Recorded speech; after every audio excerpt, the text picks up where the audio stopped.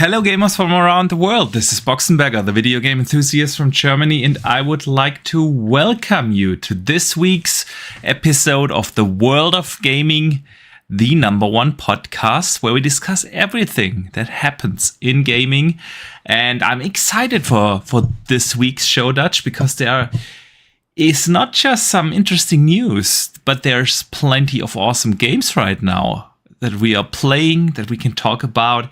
And as always, we want to do that with this awesome community. So a big welcome to everyone who is already tuning in here live in the chat.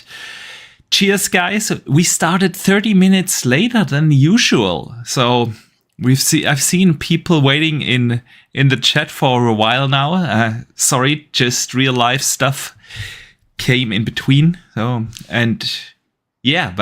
we are here now, and it's going to be an awesome show. So, again, shout out to you guys. And Dutch, how are you doing today, my man? I'm all right. I've got a kind of a chesty cough and things at the moment, so I've just drank a lot of Cavonia and honey on the spoon, everything like that to kind of just soothe the chest a little bit. But other than that, I'm fine. How about you? Good. Thanks, man. Yeah, I'm doing good. As I discussed last week on the podcast, I'm getting a surgery next week. That's, by the way, the reason why we won't have a podcast next week. Next Thursday, I'm under the knife. But yeah, I'm looking forward to that because I'm actually in quite a bit of a pain, and once the surgery is over, everything should be fine. So, other than that, I'm doing good, man. I'm doing good.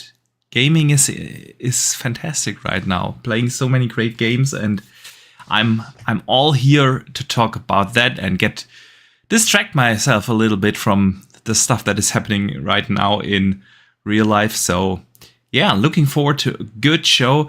So again, a big shout out to our awesome community, either here on YouTube or on Spotify and Apple Podcasts, Google Podcasts, wherever you're listening. I need to apologize to the fine folks that do listen not on YouTube, but on the podcast services, because what we usually do is when we record this show, we just stream it to YouTube and then download the audio file off of YouTube. Then we refine it a little bit, letting a compressor run over it so that it sounds good. And then we upload to Spotify and Apple Podcasts and all the good stuff. But as of late, YouTube has been busting our chops, honestly, with that process. But yeah, last week we were able to upload. A day later, the week before, we were not able to upload at all. So we haven't been as consistent on Spotify as we wanted, and Apple Podcast and so on, as we wanted to be. We hope that everything will be fine this week. If not, we are trying some different technical solution to then rather on depending on YouTube, so that we are more consistent on the podcast services, because we do have a very fine community on those services as well. And I always feel bad if we disappoint them and can't upload the podcast, right?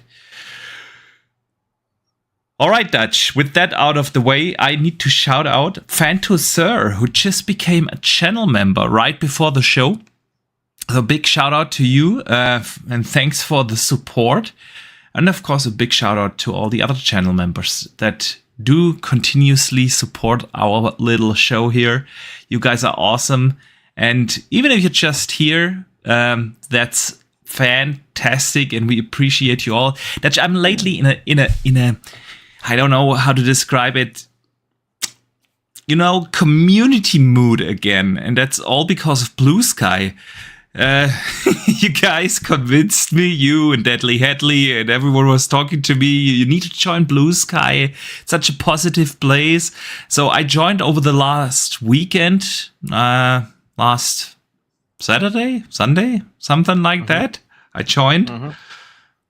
And it's actually really fun to talk to gamers without the drama, without the bullshit. And ever since, I'm again in this, community mood.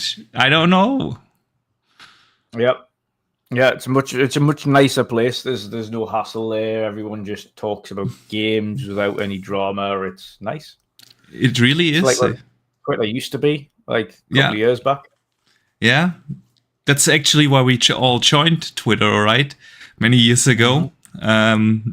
And I'm not leaving Twitter. I know a lot of people just deleted X or Twitter from their phones and be done with it. I'm not doing that. I'm actually trying to be active on both sides. But yeah, I'm having great conversations over there. And it got me in this community mood again, with just to talk about games with level-headed gamers such as our awesome community here. And that's why I'm particularly hyped for today's show. So, Dutch, without further ado, let's dive into the games of the week.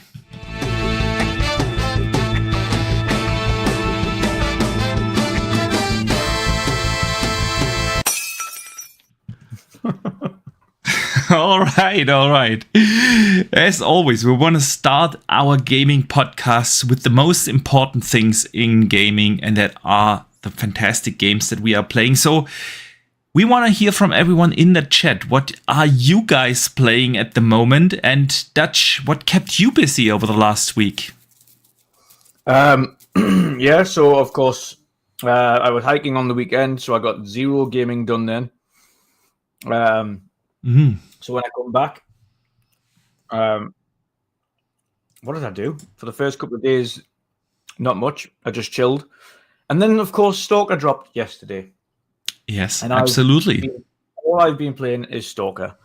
So I played 4 hours yesterday on stream, and a further 2.5 hours tonight. I was also recording footage, and then my computer completely crashed and corrupted the footage. So another blue screen gone. Yeah. Damn. You and your damn PC with the blue screen, man. Honestly, it was absolutely fine until I put it on Windows 11, and now it just hates itself. Now it just kills itself every 2 days. I don't know. I've not heard anyone complain about that with Windows 11. There's no other reason. Like, it was working absolutely fine. Like, zero issues on Windows 10. Since I've installed Windows 11, I have nothing but blue screen. Yeah, damn. It's insane. I don't even know why. I couldn't tell you why. Yeah. Let's see if we can get through a podcast today without you blue screening on us, man. Because I'm not doing anything on here today because I don't have a show on today. So, which is the reason why I said I'm not going to risk it, because I've had a blue screen already today. So I'm not going to risk putting the computer through anything ridiculous or streaming anything today. I'm just going to jump on this show on a nice, easy StreamYard link where it's not strenuous on the computer. Yeah. And I'll be absolutely fine. And it won't just kill itself for absolutely no reason. So, yes. Yeah, but I've been playing Stalker 2, and I'm loving it. Yes. I'm glad I chose Stalker 2 instead of Flight Sim 2024, because I've heard nothing but horrific stories about people trying to play Flight Sim. Apparently, it's in a really bad place. The only man I've seen really play it is the Black Viking, Yeah. He has a really good time with it, but everyone else keeps telling me it's completely crashing, insanely long times to get on the servers, glitchy, buggy. I don't know. I haven't played it myself yet. Just didn't find the time because I'm so immersed in other games. But maybe that's a good thing, right? To just wait for a couple of weeks until they fixed the first issues on the flight simulator. So yeah. All right, so let's talk about Stalker. There's only so much space you can have on your computer. Yeah, that's Also very true. I actually uninstalled Call of Duty. Flight Sim is massive. Call of Duty is massive. I've still got the other Flight Sim installed, which is okay. Juggernaut. It's also like 200 plus gigs, right? Mm-hmm. Yeah. I uninstalled Call of Duty to make room for Stalker 2. Yeah. I finished the campaign and I'm not going to play the multiplayer anyway, so I thought, well, bye-bye and welcome Stalker. So what are your thoughts, man, on Stalker? It's brutal as expected. Yeah. Everything kills you very quickly. True. True. There are infinite amount of environmental obstacles that will also kill you. I like that you don't. Okay, not all of the time, but a lot of the time you can go into situations, and as long as your gun is away, you'll not start a fight with them. Yeah. Instead, they'll kind of offer you a deal first. They'll say, "Oh, help us do this, and we'll do this." Yeah. Or if you get this, we'll do this. And you can decline and then just shoot them anyway, or you can choose to help people. On occasion, however, they don't, and they're just purely aggressive and just start shooting up. Yeah. But I like the very first guy I met. I was sat there for like, I don't know, 5 minutes debating with myself. Shall I play complete evil, and just kill everyone, be a complete dick? But I decided against that. Trying to play a nice guy. I was like that on one mission because he was like, we need this particular item. Our friend has gone missing. We're not particularly bothered if that friend returns, but we do need the item. So I spoke to the friend. I did the mission. I got the item. I played that mission earlier. I know exactly which. And then I killed him and took the item off him anyway. I accidentally killed him because... Oh, no, I mean, it's very deliberate. You're talking about the guy in the mill, right? Yes. Yes, okay. So I accidentally killed him because I was like doing an errand for him, and when I returned, I was chased by like these bloodhounds, Yeah. And I thought, okay, if I run into the mill and run upstairs, I'm gonna be safe, and they will just leave. But they followed me into the mill. And it's a very narrow space, right? And I was like, okay, pulling out my shotgun, and then I accidentally killed the guy whilst battling the hounds. And I decided to reload my save and try again. Yeah, right. Yeah. But I completed the mission, and then you give him a little artifact that he wanted down from the cave. And then when that finished, I killed him and took the artifact. Because they did stipulate we're not bothered if he lives or dies, as long as we get the items back. So I got the items. You didn't get any rewards for letting him live, but maybe he will return later in the story. So I decided I'll just let the guy go. And if I need a new artifact, I'm just gonna go into another cave, Yeah. Man, good times. They didn't care if he lived or died, so I took the option out of their hands. There we go. They didn't ask. Yeah. So. Yeah. All right. Let's see. Our chat has voted to watch Stalker gameplay. So let's watch some Stalker gameplay whilst we talk about the game. So you're obviously enjoying it, right? Yeah. I'm actually enjoying it more than I enjoyed the Metro games. It's kind of mixture of Metro and Fallout in terms of how it feels. With a little bit more. I wouldn't say that, because I feel like, Metro is much more linear, obviously. Yeah, that's why I said with Fallout. And you've got things like radiation. I see the Fallout. I think a good description would be Fallout mixed with Far Cry. I know the setting. With the setting, obviously, you automatically think Metro, but in terms of like gameplay, in terms of world building, in terms of making decisions in the game, it really isn't like a Metro. So, but that's up for debate, right? Yeah. So the game has been getting quite some criticism for being a buggy mess. You know, people on the old channel, you know, on X, on Twitter, I've seen that. I've seen a lot of journalists talk about that as well. Like, many big sites reviewed the game. Well, there's a good game underneath it, but just wait a couple of months till it's patched. It's a buggy mess and unplayable. What are your thoughts on that? That is strictly to do with PC, because there's nothing wrong with the Xbox version. Okay. I mean, we played it. I've played for 6 hours. I've had one crash and one bug, which wasn't really a bug. It was just an NPC decided to stand in a doorway, and there was absolutely no way to get around him. So I couldn't get out of the building. And that was the only time. And then I selected a quick save to reload it from, and then it just hard crashed, and I had to load the game up again. But that's the only thing I've had. That's the literal only bug I've had on console. And other than that, there's been no frame stutter. There's been no pop-in. There's been no visual artifacts. There's been no... there's literally nothing wrong with it. There's been nothing like going wrong at all. I think Oh, you died. Yeah, I die a lot.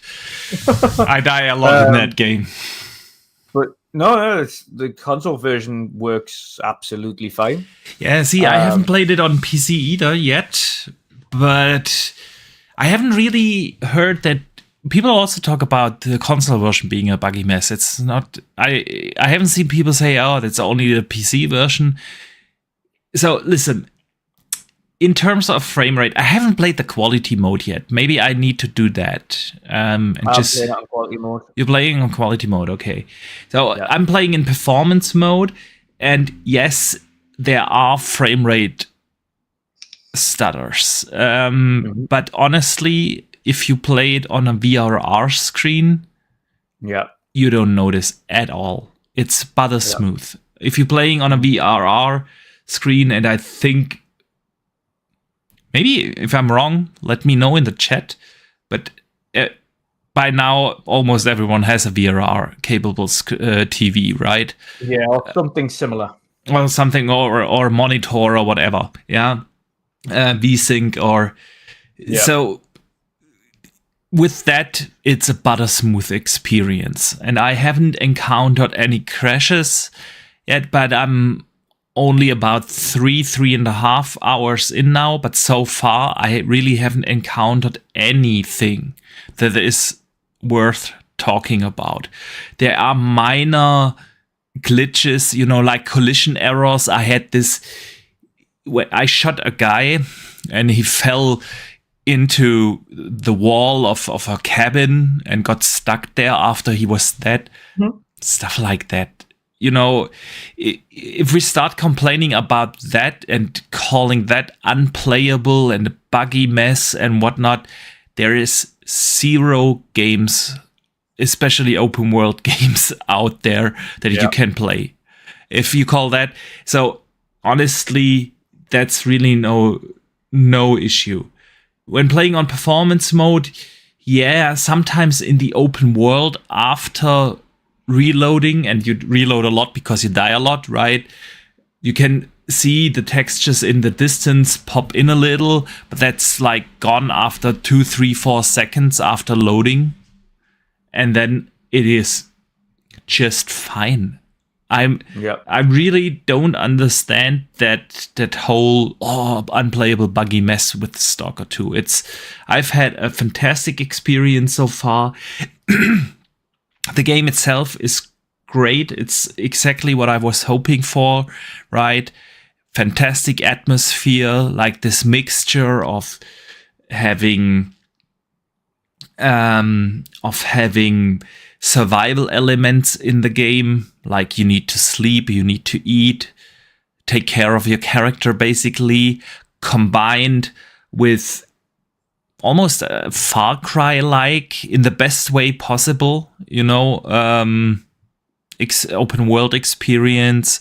You encounter a lot of people that give you side quests to do, but it's not like a grind fest because there's no like, a lot of these RPG open world games these days try to implement some sort of RPG mechanic by giving you XP, being able to level up. You don't have that.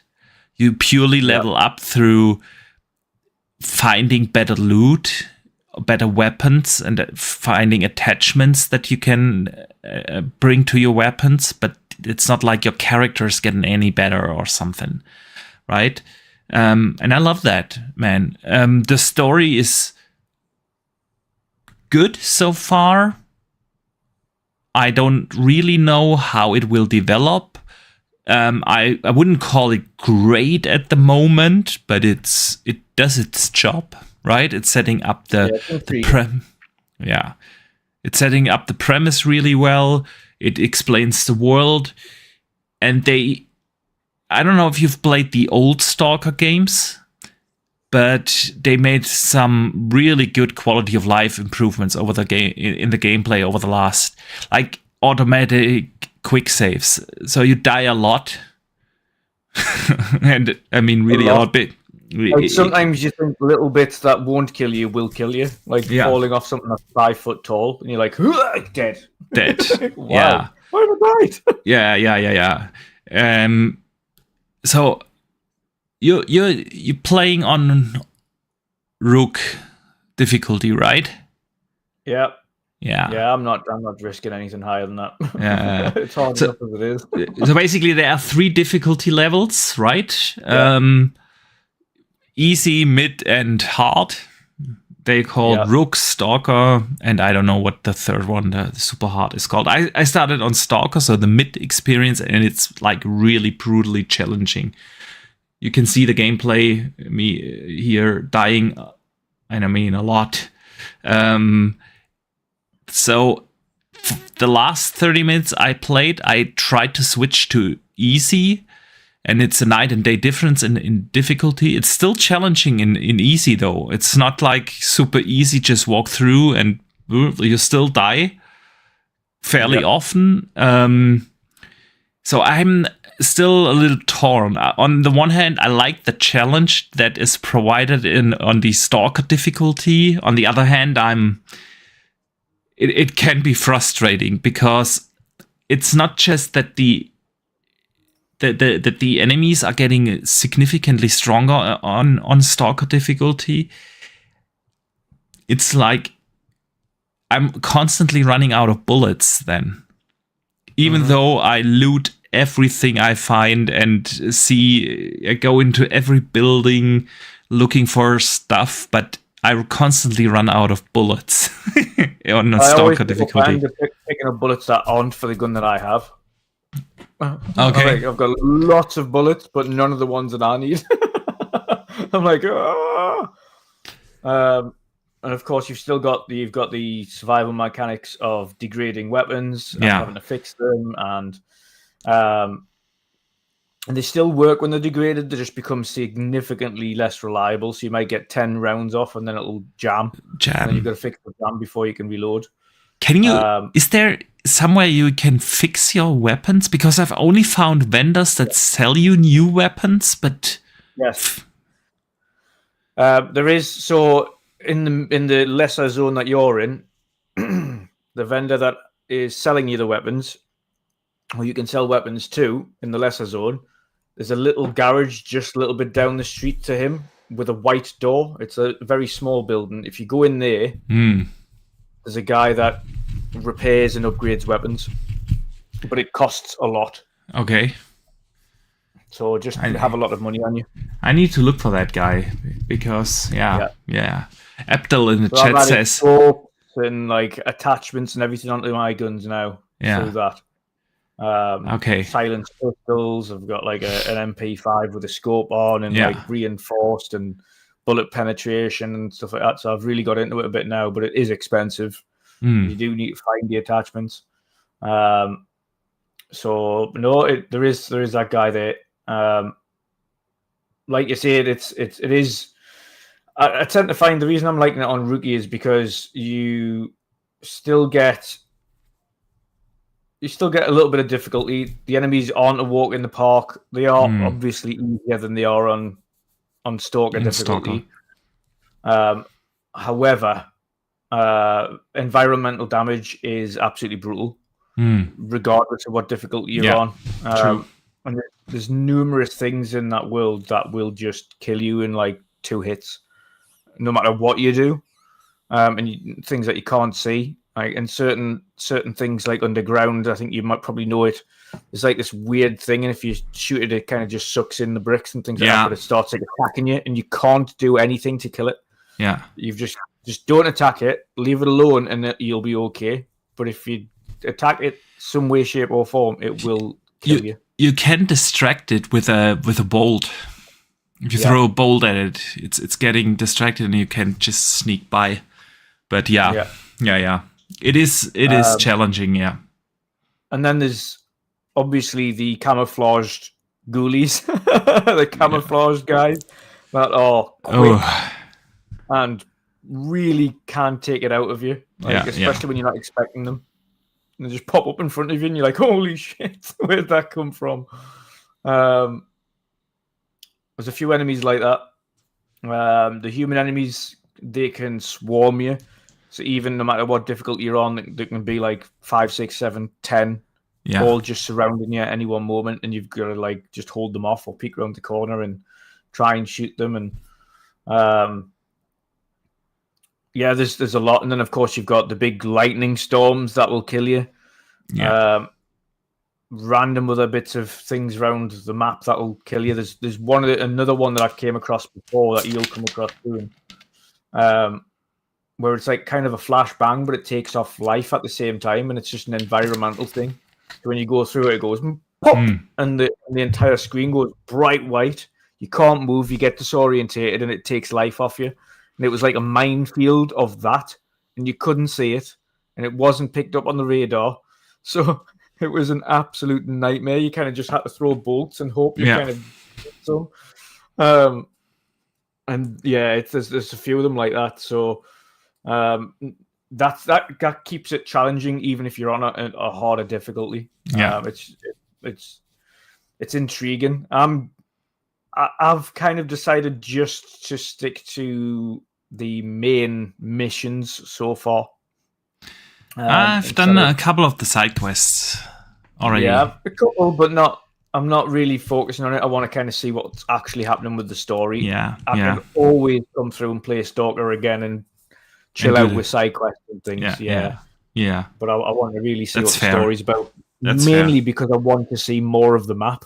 I want to see, like, the map is actually massive, by the way, if you haven't opened up the map thing before. There's a lot of zones. There's a lot of zones. I was like, oh my, there's quite a bit here. So I'm looking forward to getting into it a little bit more. What about you then? What's your overall thoughts? Yeah, man, I'm really enjoying it so far. Again, I think the atmosphere is fantastic. There's plenty of cool stuff to do. I like that it is a challenging game, especially in the shooter space. We don't get that too often. I like that they stayed a little bit to the old school vibes, no automatic healing and things like that. The auto aim on console really isn't as present as it is in many other games.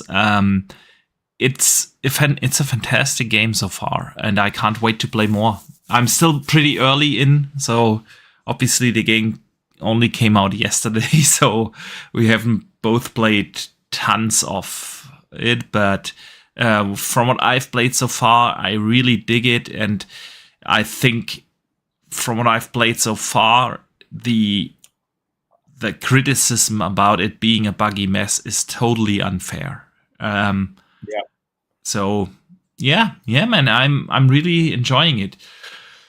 You know what else I've been playing a lot? Go on. And I mean a lot is Dragon Age Veilguard. the more I play that game, the more I love it. I'm 35 hours into it now, and it is just so good. The combat is pure fun. Once you get like a bit to a higher level, and you can really start to optimize your character's abilities and play style, upgrading the unique abilities your character has. It's super fun. The combat is awesome. I'm really enjoying the story so far. Has a couple of good twists, and I'm really enjoying also the companion quest lines. Like it's a little bit similar than in like Starfield. You know, you have your party, and everyone in your party has a dedicated quest line. And those are really good. So I'm really having a blast with Dragon Age. I'm now level 34 or so, and with that, I'm finally able to battle different dragons, actually, and those fights are super fun, like crazy good, and it's beautiful. Like I mean, they're not going for a photorealistic art style in that game, but it's a very colorful, vibrant world, and with its dark sides, you know, and it's just incredible set pieces, especially when you go into a dragon's lair. It's awesome, the kind of different dragons you fight. I'm having a blast with Dragon Age Vanguard. Yeah, that's gonna be my my Christmas game. Oh, you're so going to love it. It's pick it up in December and have that as my game in December. Yeah, I think by that point I'll have played a significant portion. I won't have completed Stalker because I anticipate this game to be pretty big. Yeah. But I'll have played a significant portion of it. Probably. Well, I'll be juggling Dragon Age and Indie. Sweet. Yeah, Indie is going to be my December game. So, yeah, can't wait for that. Let us see. What has the community been playing? Need to scroll a little bit back in the chat. If you could do us a favor and just let us know again. Because I'm a little confused with the chat right now. So I think Abdel has also been playing Stalker 2, which is obviously a great game. He says he likes to call the difficulties Rookie is normal and Stalker is hard. I can agree on that. One-Eyed Will asks, has anyone played the new Vampire Survivor update? I have not. No. I have not. I've stayed away from all of that. Yeah. For a while. For exact reasons. It puts you in and you end up playing hours on it and nothing gets done and no games get played. So I refuse. Yeah. Phantosaur says Veilguard's vistas are just stunning, and yes, I agree, they are. Bounty in the chat is playing the Black Ops 6 campaign, which is fantastic. It was a really good Call of Duty campaign. One of the best I've played, honestly. It's really, really good. One-Eyed Will has started to play The Witcher 3 again. Loving so much to play with add-ons. Oh man, you can never go wrong with The Witcher 3. It sounds like you haven't played the add-ons. They are both incredibly good, man. So please enjoy your playthrough of this epic game. Mr. Glass has been playing Halo Infinite daily, and Stalker 2. Nice. Very good. Fantaseur has been playing Final Fantasy VII Rebirth on his PS5 Pro, which is fantastic. Is this the first time you're playing it, Fanto? Is this your first time playing Rebirth? Or are you going back to it now that you're on the Pro? It's a good question. He didn't mention. Let us know in the chat. In the meantime, Bellantone has been playing the Flight Simulator, Stalker, Death Stranding. And he also bought the Avowed Premium Edition. Yeah, we'll talk about Avowed in a second. All right, and Fantaseur says it's his first playthrough. All right, good game. Nice. So enjoy. Please enjoy. Fantastic game, actually. All right, Dutch. With that, I think we can move to some news of the week.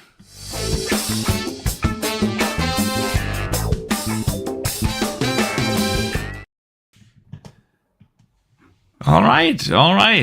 So, Dutch, couple of news dropped this week, and let us talk with what happened today, because there was a big preview event for Avowed, right? Those previews went online earlier today, and I wanted to talk to you about that, because Avowed, when they first showed Avowed gameplay, everyone was like criticizing it for its looks, its art style, because obviously they had this change in art style. The first original CGI teaser trailer was a very dark and gritty world, and when they first shown the game, it was a colorful, vibrant world, vibrant version of Eora, right? And people were criticizing the graphics and everything. And now the game comes out in a little bit more than 2 months now, right? In early February. Yeah. And there was a big hands-on preview demo that they provided to influencers and media outlets. And guess what? Everyone's loving the game. A lot of gameplay has been shared through different influencers and media sites today. It looks absolutely stunning. Like, really, Unreal Engine 5 shines in that game. Great particle effects, great lighting, great texture work. It looks fantastic, and everyone's really, really enjoying that game. I've seen so many statements like, in the vein of like, this is now one of my most anticipated games for next year. Could be an early game of the year contender. We are super sad that we only got to play a couple of hours of the demo because we want to play more. Things like that have been thrown around, and that made me really, really happy, because I've been excited for Avowed from its original reveal. I'm a huge Obsidian fan, love their RPGs. The way how they tell stories in games is just fantastic. Having played the Pillars of Eternity games, I really enjoy the lore of the world of Eora, right? So I can't wait to see where Avowed is going with the story and the writing, and the combat now looks also really polished, like meaningful first-person combat that has impact, right? Feels heavy, looks like on point. And that's kind of hard, because first-person melee combat in most games really isn't that good, right? Yeah. But this looks now really well polished, and I cannot wait. So what are your thoughts, man, on Avowed? Again, it's very high up there on my most anticipated. I'm undecided yet whether or not I want to play third person or first person on this. Because I had so much fun being first person in Skyrim, and I kind of see this game a bit like that. And Yeah, I granted, yes, agree. you could play third person in Skyrim as well, but I didn't. I never did. I always played first person in Skyrim. Honestly, I don't know a single game. Maybe someone in the chat can let us know a game where you can switch in between first and third person and it's both good. And that's because usually, like, you have to build the world differently when you do it in first person or third person, right? Yeah. And in the games that I can think of where you can switch in between first and third person mode, the game is always built for one of these two viewing angles. And the other one always feels kind of weird or off. Like, take Starfield, for instance. That game was built to be played in first person mode. And yes, you could play it in third person, but it just kind of felt weird because then the proportions of the world don't fit to the character size and everything. It's like, I can't really think of a game where both is done really well. Abdel in the chat says Deus Ex Human Revolution had great segments for both first person and third person. Honestly, I can't really remember. I played the game, but I entirely played it in first person, so yeah. Could be. Parasite says Fallout. Yeah, but it didn't feel good to play Fallout in third person. It really didn't. So yeah, I'm gonna play this one in first person. I really don't mind first. I know a lot of people always say, we need third person. We do need it. And I do love me some good third person game, but then build the game around third person view and just leave the first person out, and then it's awesome. But I also don't mind to play a game in first person. So yeah, but no, I'm super excited for it. To be fair, like I say, I mentioned this when Starfield come out. It didn't quite tickle the itch that a Skyrim had, where it was a bit more of a high fantasy RPG. Yeah. I've been needing something like Skyrim since then, and I've went back to Skyrim and played that a little bit since then. But I need something a little bit new that I haven't played before, but that kind of feels like Skyrim, and I think Avowed will scratch that itch. So I'm super looking forward to it. My only thing is just the thing at the back of my head that says, "There's so many games coming out before that you need to finish." But honestly, I can't wait for it. I think it's going to be absolutely fantastic. I don't have any doubts, to be fair, because Obsidian never create bad games. Yeah. From a storytelling perspective and a world building perspective, they've always done a good job. So, yeah, I think it's going to be fantastic, and I'm super looking forward to playing it. And it's not too long away now, 18th of February. No, so not a long wait. And we got plenty of games to keep us busy until then. But yeah, man, seeing all this excitement, it's similar, like you said, for me with Starfield. I absolutely love Starfield. I still play it from time to time, and I'm having a blast with Starfield. But there is just something about high fantasy games, right? Being in a medieval fantasy setting is just something very, very special in video games to me, and so I can't wait. And many describe that as Obsidian's take on Avowed, on Skyrim, and it's something I'm genuinely looking forward to. However, there has been a big debate because a couple of months ago they announced that this game is only going to be 30 FPS. Right, on console. Yeah. Today, the game director, Carrie something, said in an interview though that they fully intend to provide something more than 30 FPS. They are hard working on a performance mode and to get that running, and that they only promise the 30 FPS as a safe bet because they can achieve that safely with stable 30 FPS, but they fully intend to work on a performance mode.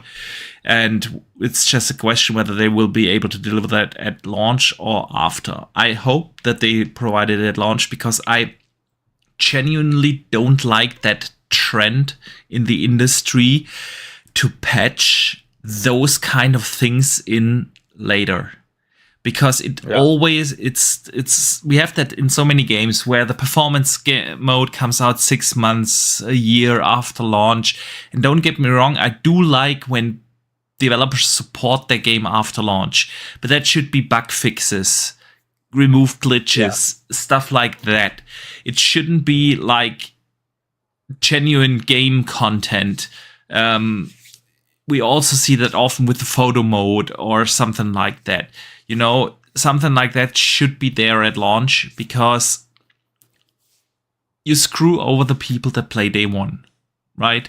Yeah. And those are the fans, that are those that buy the game at full price. And so I don't like that trend in the industry to patch those kind of things in later. However, it didn't sound like it's impossible to bring that they have a performance mode at launch. And honestly, what I would even more prefer for the consoles is a 40 FPS mode. Yeah. Yeah, like a happy medium, an in-between mode, yeah. Yeah. 40 FPS on consoles is, let's be real, with engines like the Unreal Engine 5, the consoles just show that they are not really made for those kind of demanding games. And the 40 FPS give you so much more room in frame time over 60 FPS, but it's such a vastly improved experience when you play 40 FPS on a VRR screen with 120 hertz. It's a night and day difference in between 30 and 40. Of course, not as smooth as 60, but still, I feel like that's a sweet spot for those kind of console games. And so I'm really hoping for something like that. Yeah. Yeah, fingers crossed. Fingers crossed. I mean, I don't particularly think it's going to feel terrible at 30. No. I think it'll feel absolutely fine. And again, the type of combat and things that it is, I don't think it's going to be the be all end all. I know a lot of people probably at launch, especially, will be all fake unhappy about the fact that it's 30 and not 60. But for the be all end all, I think it's going to be absolutely fine. I think the game looks better every time I see it in terms of its graphical fidelity and its art style and the way it's presented. The scenery looks fantastic. The characters are looking better.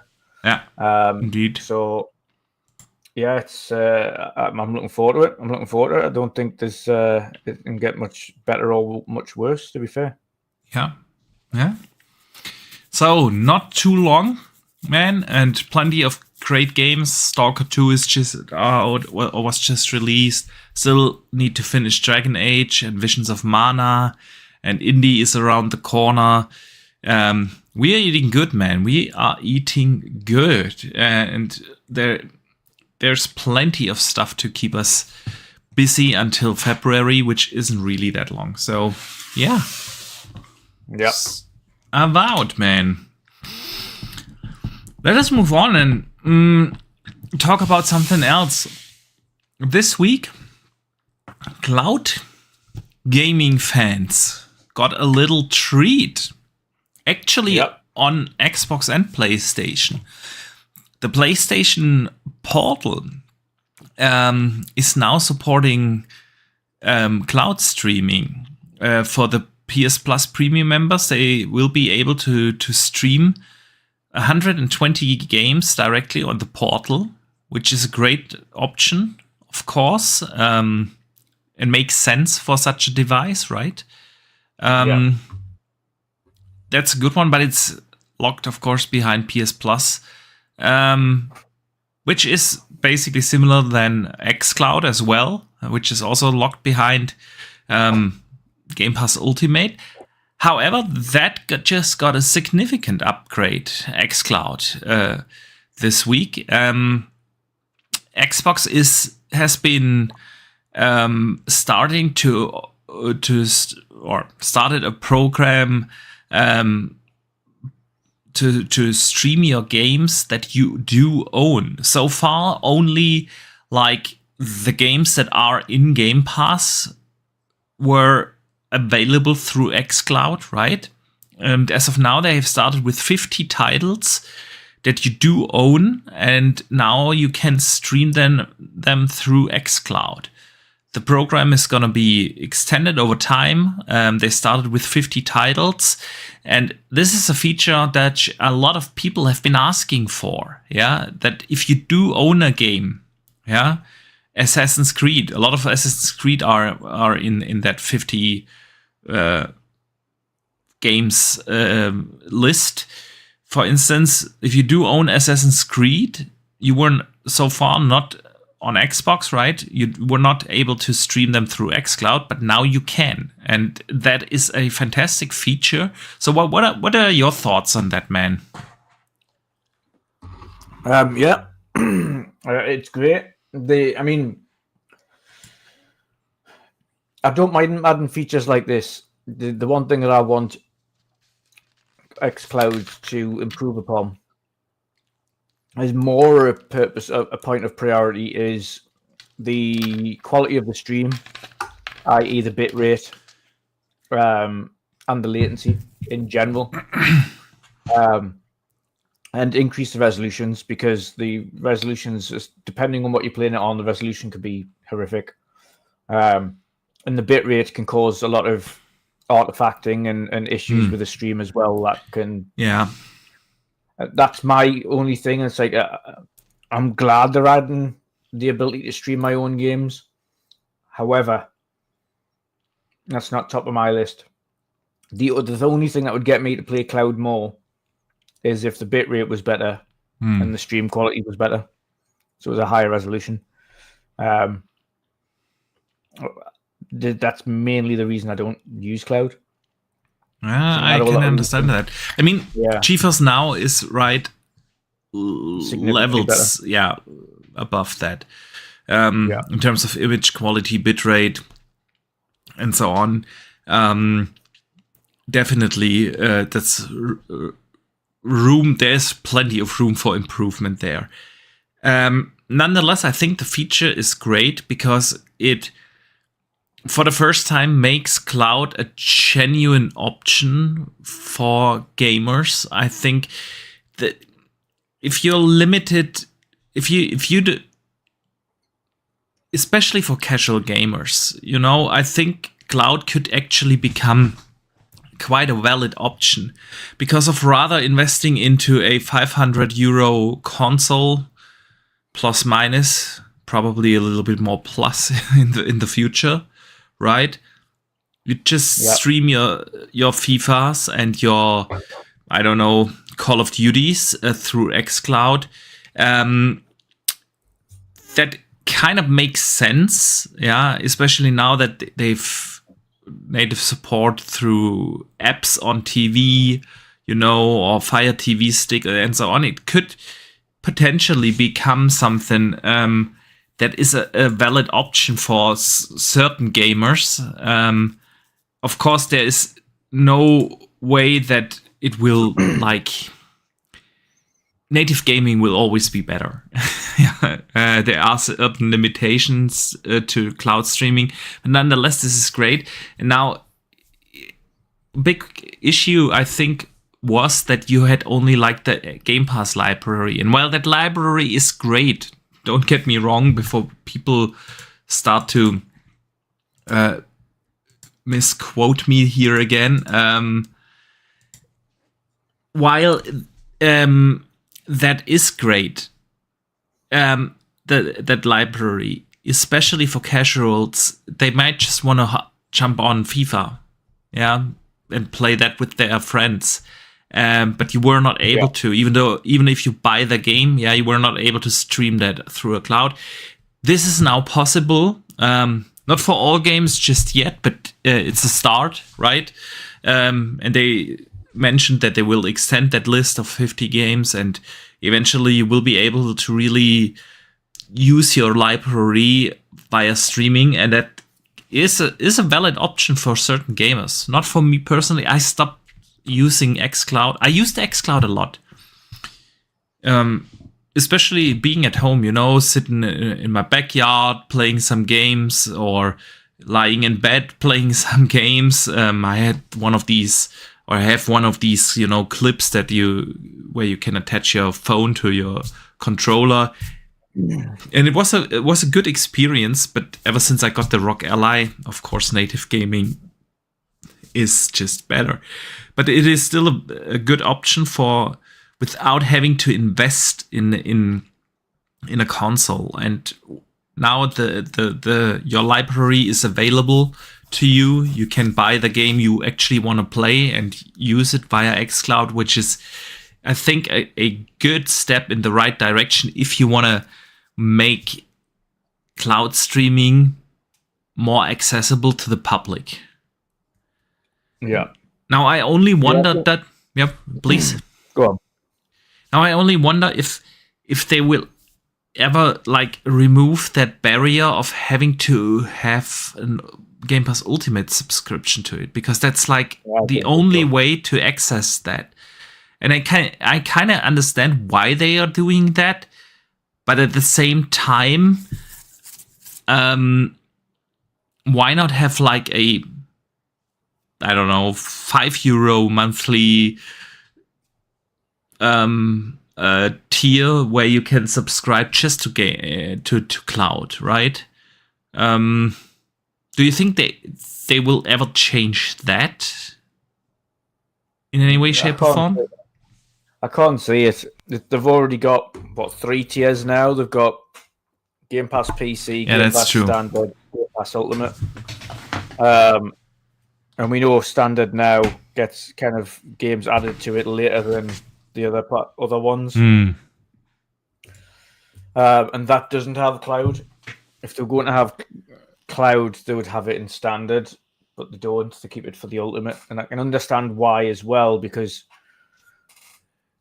Game Pass Cloud primarily is for streaming cloud titles that are in Game Pass, as opposed to just streaming your own games via the cloud. Yeah. So yes, they probably could do it, but then it would, for instance, right now there's only 50 games in the cloud for streaming. In the future, it still could be that despite there being 300 games or 400 games in the cloud for streaming, that you might have 5 or 6 of the titles that are on there in your library. It depends on the user. If you're a very heavy user of games and you buy a lot of games like we do, then you might have a lot of games that you can stream via the cloud. But I would argue those kind of gamers usually do own either a PC or a console or, some device to play your game locally. And cloud gaming really isn't an option to play on the go, right? With bad cell phone receptions and data limits and everything, I still feel like, and if you're in a hotel Wi-Fi or so, you can forget it to play Xcloud. Tunneling through a quadrillion VPNs through a hotel network is not a fun experience, right? So yeah, I agree, and that's that's part of it as well for not using the cloud. Like you say, going through hotel networks to use terrible Wi-Fi systems and things like that, or even if you do have good Wi-Fi in certain places, the stream quality and the bit rate isn't all that great on it. Yeah. There's a long way to go for Xbox to be in the right place. I just think, especially the new marketing thing, which we spoke about last week, Yeah. that everything's an Xbox. I think that's too soon, primarily because cloud just isn't in the place right now Yeah. to be able to say everything's an Xbox, because it's not. And there's many reasons for that. Cloud just isn't up to scratch. Yes, you can play a couple of your games on cloud now, but if they're not on Game Pass, the vast majority of games aren't playable on cloud, so you can't play your Xbox everywhere. You can play just Game Pass games everywhere.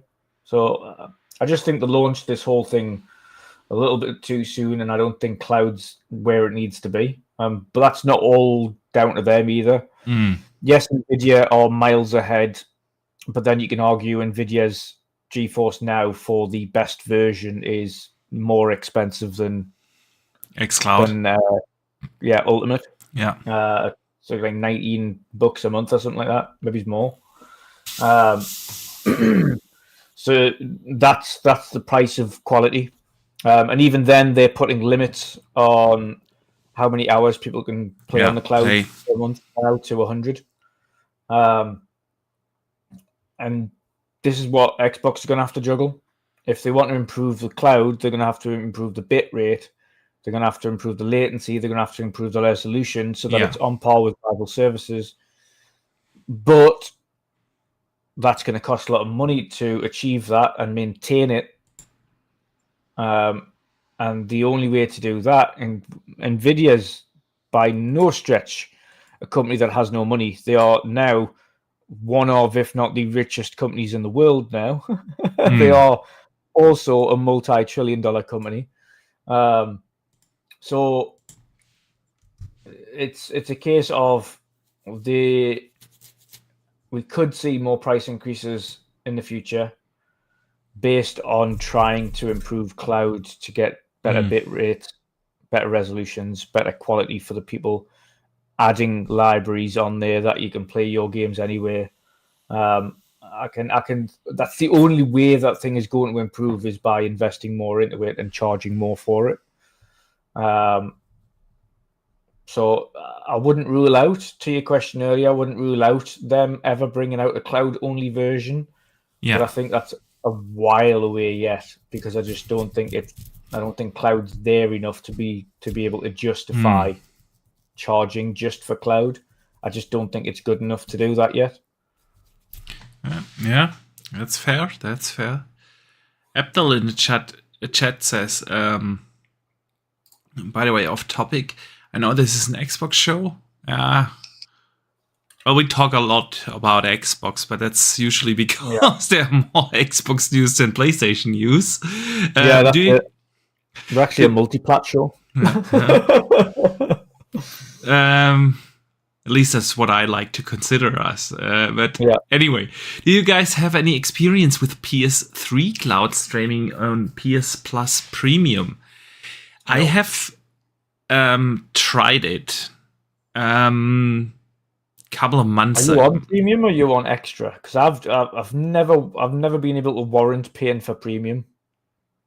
I had it for 1 month because I wanted to check not just that out, a couple of other things out, how the demos work and so on. I had it for 1 month and I tried, of course, cloud streaming there as well. It actually worked pretty well. The lag was absolutely good. But I was on a hardwire, so I wasn't in a Wi-Fi or so.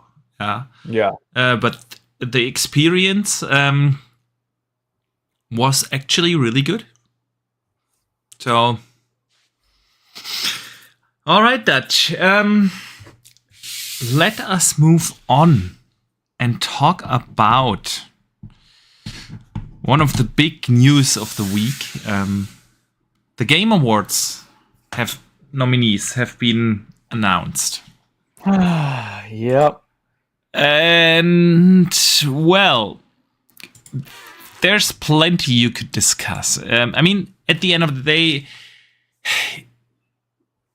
there are only like 6 spots for possible Game of the Year nominations and all the other categories. So obviously there will always be like a game in there where you say, oh, that doesn't deserve to be in there. Because taste is different, and that is a good thing in general. So you can always argue about, why did that game not got, or why did this game got nominated and this game got snubbed? You can have these kind of discussions all the time. But the thing is about the Game Award nominees and nomination process is that it has been, I want to use the phrase farce for years now.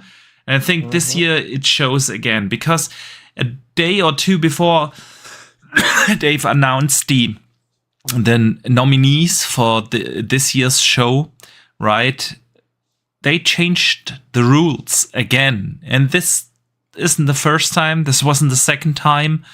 It wasn't the third time where something like that happened, that they changed the rules of which game is eligible to be nominated for. And it's always in favor of certain games that Jeff dearly holds near and dear. May it be a Kojima game, may it be a PlayStation game that actually missed the cutoff line but then still got nominated. Stuff like that happened many times now.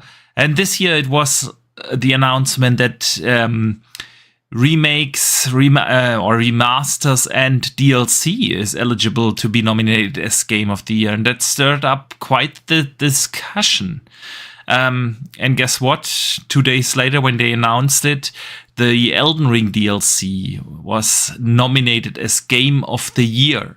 So, Dutch, before I give my thoughts on that, and probably you already can hear a little bit out of the tone in how I led into the discussion, what is my thoughts on that? But what are your thoughts on the nomination process of the Game Awards?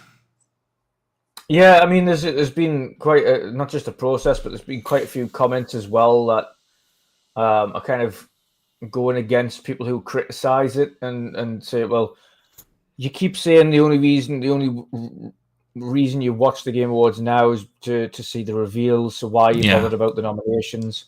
Yeah, but the only reason we say that is because the nomination process and the nominations and the categories are so farcical, is because that's the only reason to watch it.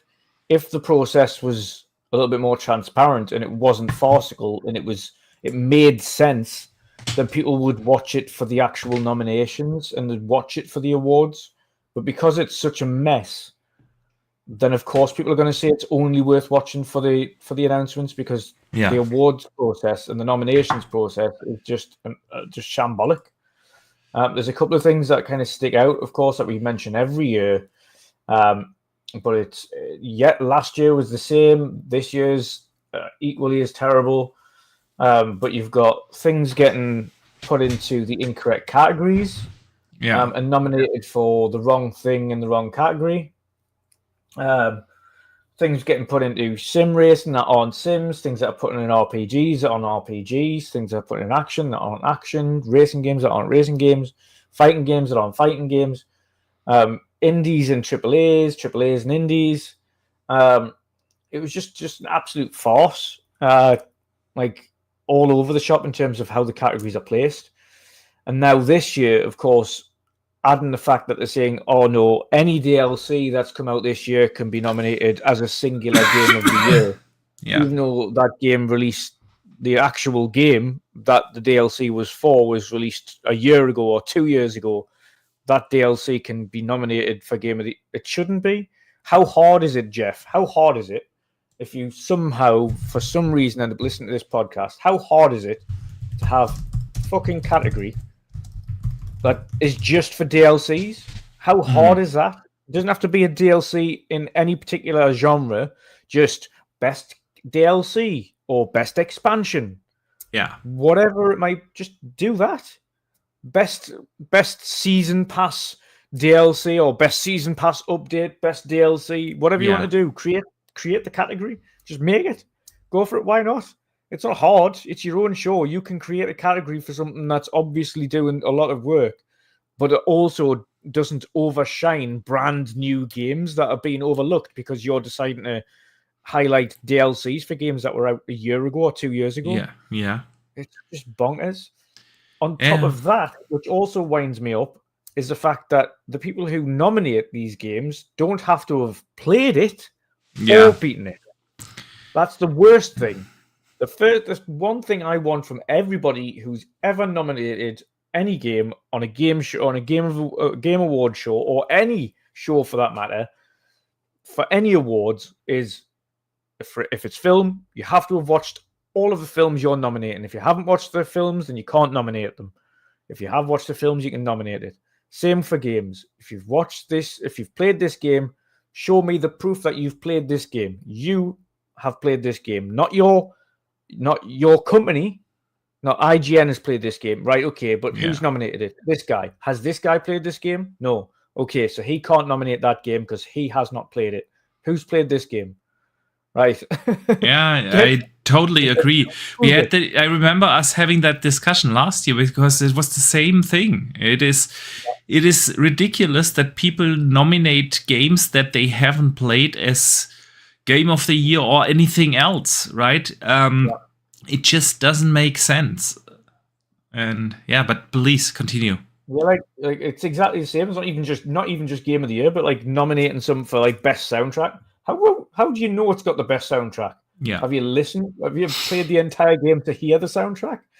Or voice acting? How would you know it's the best voice acting, or who's had the best character arc in a game if you haven't played the entire thing to see the full emotions?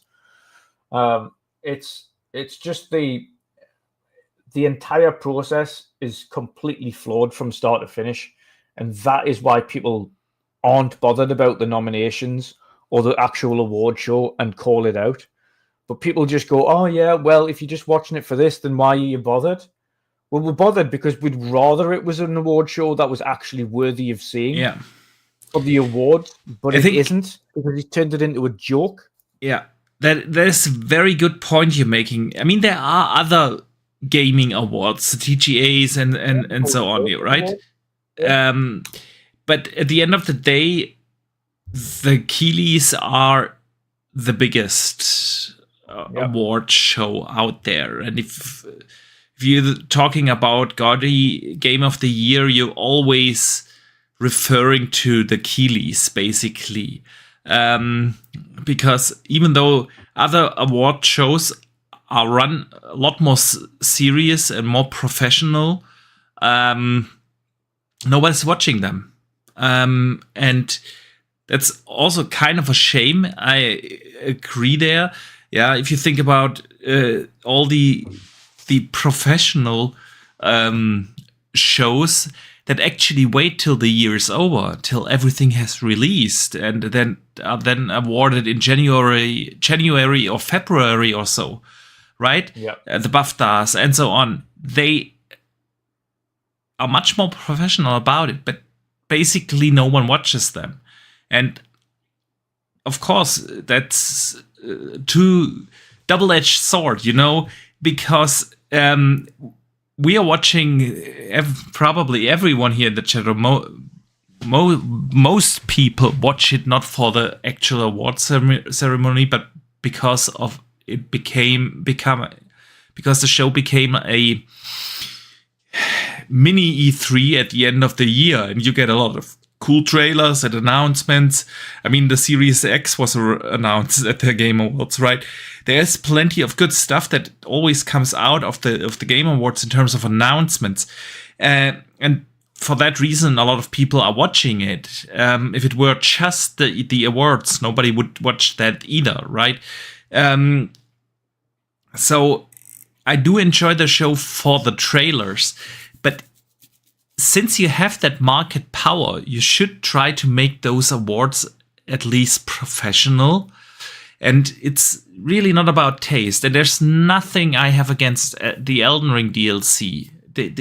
On the contrary, I'm not saying that's bad video game content or anything. It's fantastic, but it's DLC, and I can't play that as a standalone game, right? And the category like game of the year in itself tells you, okay, it needs to be a game, and it is not. You cannot buy Shadow of the Earth Tree and play it. You have to buy the full game and buy the. So what are we judging here, right? It's add-on content that is phenomenal in itself. Like you said, give it an own category that would make the show professional. Make sure the people that nominate and vote on the nominees, right, know what they are talking about. They need to have a certain level of integrity, and a lot of the outlets that are in there, it's not just the fact that they don't have to play the games to nominate stuff, yeah? It's also when you look at who's sitting there, like the Kotakus, can you take those people seriously? Like, yeah, Dual Shockers in there, PC Gamers is in there. Those people that do nothing but trash and clickbait throughout the entire year in the video game industry, showing that they don't understand the industry, don't understand the games, and those people are telling you now what is the best game of the year, and it's I think that became a problem since the awards, the Game Awards, the Keeleys are so prominent and have that market dominance, and simply are not run professional. It's like really not a good way. And then if you look at the actual nominees, it comes down, of course, like I said, to taste. And your game of the year list is looking different than my game of the year list, and everyone here in the chat, we have a lot of awesome people here, Lily and Infinite and Fuzzy and everyone else who's and Abdel, Sith Lord, so many great people. Everyone is gonna have a different game of the year list. So it's not about, okay, why did that game get nominated and this one didn't? Per se, it's more like the process is just unprofessional, intransparent, and a lot of people that really don't have any credibility in judging on games get to nominate that, and millions and pardon me, and millions of people are watching the awards and see, I don't know, a DLC for Elden Ring getting the game of the year, right? We had a very similar discussion with Resident Evil last year. Does it make sense? Yeah, The Last of Us has been released now, 3 times? We have 3 remasters of that game. Can it win 3 times Game of the Year then? Yeah. And next time we are including patches, right? Starfield just got this year an amazing patch where they changed the maps and added the buggy and so on. Is that patch now Game of the Year? Right? Where do you start? Where do you end? And you said one thing beautifully. A lot of new games came out, creative games either from that founded a new IP or create sequels that innovated, did something new. Is that and those games get snubbed of the chance to get one of the 6 spots on the Game of the Year list? It just brings up the question: how professional and credible are these awards really, right? Yep. And the answer is not very. Not very, indeed. So I will hurry it up. Hurry it along. Yeah, that's the next thing. A lot of these categories don't even get the spotlight because, I mean, we just said we are watching the Game Awards for the trailers, so we want to see the trailers, and the awards are the fillers in between. And even Jeff knows that and doesn't even let the people speak on when they win. A lot of the categories are just handed out off stage, you know. Yeah. And by the way, before we watch the next world premiere trailer, let me tell you, the best soundtrack was this and this game. Okay, let's watch the new trailer. Stuff like that, you know. I swear, if he's got the Muppets on again this year, I'm going to virtually punch him through the screen. I don't know why he continues to think the Muppets is a funny thing to get on the show. Yeah, true that. So I really don't. It's like every year he brings the Muppets on, and not once does anyone actually think it's funny. Not true. Why do we think that they are not relevant?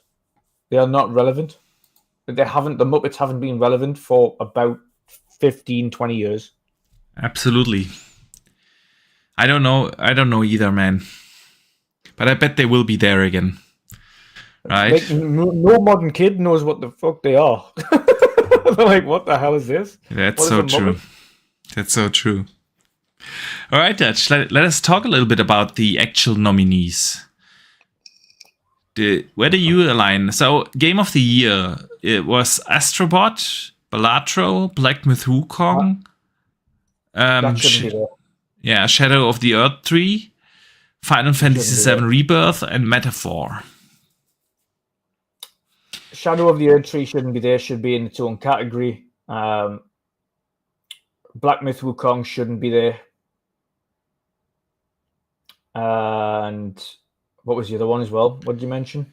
Balatro, Astrobot, Final Fantasy Rebirth, and Metaphor. Yeah, they're fine. They're fine. I can understand Balatro because it took people by storm, and it's an entirely different game. Like, it's not a game I would ever play because I don't like card games. So it's not something that I'm bothered about. But you can't say a game can't be in Game of the Year because it's a card game. If the way that it is done has created such a massive impact on the gaming community, the way that game did, then it justifies its own right of being there for its own reasons. I do agree. To be a showstopper graphically or gameplay wise, or to do with story, but that simply caused so many people to get addicted to it. A bit like Vampire Survivors, that it should be there. It doesn't. Yes, it might be a card game, but that's it. Black Myth Wukong didn't take the world by storm at all. It didn't. It looked fancy in the previews. When it came out, it was a very narrow, very limited game. It looked fancy in sections, but performance-wise, it wasn't.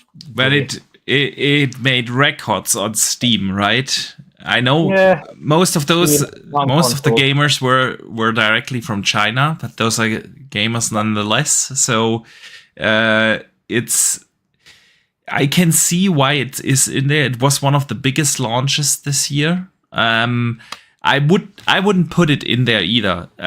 Personally, Visions of Mana should have been there. Absolutely, man. Visions of Mana got snubbed. Way too much, man. I don't even think it was in any category. Visions. I don't think it got one single thing. Nothing. It isn't in there anywhere, and that should definitely be in Game of the Year. For me personally, I would also put in Banishers and Dragon Age, and there are plenty of good games, but I think this is always the difficulty about these discussions because the taste is so different. I also wouldn't have put in Metaphor in there. Visions of Mana is definitely a way better JRPG. Final Fantasy VII Rebirth. I mean, it was a good game, no doubt. Actually, a really good game. Yeah, it's in my Game of the Year category. It's again, I've still got, as it stands right now, I still have Visions of Mana first, Final Fantasy VII Rebirth second. Was my top two for GOTY. Okay. Again, I'm a big JRPG guy, but I'm very biased on that front. But there's plenty of time for other things to come in. I still haven't played Warhammer. I still haven't played Dragon Age Veilguard. Space Marine is also highly snubbed. Yeah, for absolutely no reason. Absolutely. So there's lots of reasons for people to be annoyed. Let me tell you why it is. The most annoying thing about it again is, for a fine fact that the vast majority of the people that put these games in these categories haven't played these games, which is even more annoying. Like, I'm not going to say I can't say that Black Myth Wukong shouldn't be there realistically, because I haven't played the game, but I didn't have any intention of playing the game. It's not my kind of game. As is Balatro. I can understand it, and everyone's got their agreements or disagreements as to why games should be there. Yeah. And people will say that Black Myth deserved to be there. Other people will say it didn't. For me, for a technical perspective, I think games that have a lot of issues performance-wise at launch should have kind of caveats there, and you can't really say it's the game of the year when it has those issues. You could say the same again for Final Fantasy Rebirth, to be honest, though, because that game in performance mode was a blurry mess until the PS5 Pro version came out. Yeah, I agree. And you could only really play that game on quality mode, so there's pluses and minuses for every game to be nominated. My point, though, is that I think there are significantly better games as an all-rounder that have been snubbed. And by all-rounder, I mean some games might be really fun to play, but they've got the story detail of a puddle, and then you've got other games that have really great stories, but graphically are nothing to look at. Yeah, and then you've got others that are just all heavy gameplay, like Balatro, which has got no story, there's no graphics, but gameplay-wise, it's addictive as hell. Yeah. So there's all pluses and minuses and things like that, but ultimately, I think there's been a lot of games come out this year. I've seen a really ridiculous article saying the Game of the Year nominations shows how bad this year's been for which is it's just bullshit. This year hasn't been bad for games. It's been as good as, if not better than last year for games. And we still haven't even finished. We've still got multiple games yet to come out by the end of the year. Yeah, true that. So, no, this year hasn't been bad for games. If anything, I haven't been able to keep up with all of the games that come out. I've already mentioned I still haven't managed to get around to playing Astrobot. And I want to, because I love the Astrobot that you got free with the console. Yeah. And I want to get that. I want to platinum it, and I'm going to. I still haven't played Veilguard, and I'm going to. I still haven't played Space Marine 2. I've heard nothing but good things about that, so I'm going to get that and I'm going to play that. Like, there's so many in there. And even when you talk about Black Ops 6's campaign, there's a lot of people who won't have played that or have played that. Yeah. The campaign was a return to form. That was great, and that deserves plaudits, but I don't think it's there at all. So this year as a whole, especially if you're a multi-plat gamer on PC and consoles, has been absolutely non-stop. Like, there is just games coming out of your ears. Yeah. Some months there's been like 3 or 4 major games come out, and it's just a case of choosing. You're like, I can only really fit one in this month because of its time scale. Like, Visions of Mana's like a 40-50 hour game. Then you had like Final Fantasy, which was like 100+ hour game. Then you had like Veilguard is massive. If I think about some of the JRPGs I've played this year, right? Ayuden Chronicles, for instance, 70-80 hours. It's like this year was fantastic for games. There's no doubt about it. And that is what, when I look at this list of Game of the Years, I'm a little surprised because, you can argue again, is Black Myth deserving to be there or not? I don't think so, but that's my personal preference. But overall, this list really doesn't look like, all right, those are super outstanding games. right? None of these games I think we will talk about in 2 or 3 years as being, oh yeah, that game was super exceptional, and like, but there have been those games this year where I think I will remember in 2 or 3 or 5 years as, oh yeah, that was an exceptional game. And that is what is so surprising to me. But when I gave this list a second look, and I just realized, okay, it's again an issue with the nomination process of the Game Awards, because at the end of the day, all those games kind of have a connection towards Keighley. Elden Ring the DLC, they wouldn't have changed the rules for Game of the Year nomination if Elden Ring wouldn't have gotten the world premiere on the Keighley stage, right? Yeah. And and if Final Fantasy Rebirth would have been a multi-platform title, wouldn't have gotten the nominees. It's nope. Yeah. I personally think if you have a read through a lot of those titles, a lot of these are just based on popularity as opposed to based on whether or not any of these guys enjoyed this game. It's mad, but it is. If you have a look at those games titles, Balatro took the world by storm. Again, I don't want to argue Balatro. That totally deserves to be in there. If you look at the titles in the conversations around each individual game, Balatro was like everybody spoke about. Even now, I've got people in group chats only just starting it for the first time. Like Gaz has just started playing it, and he's like, "Oh god, this is like crack." There's another one. And then you talk about Black Myth when that first launched, especially on PC and in Asia, that did unbelievable numbers.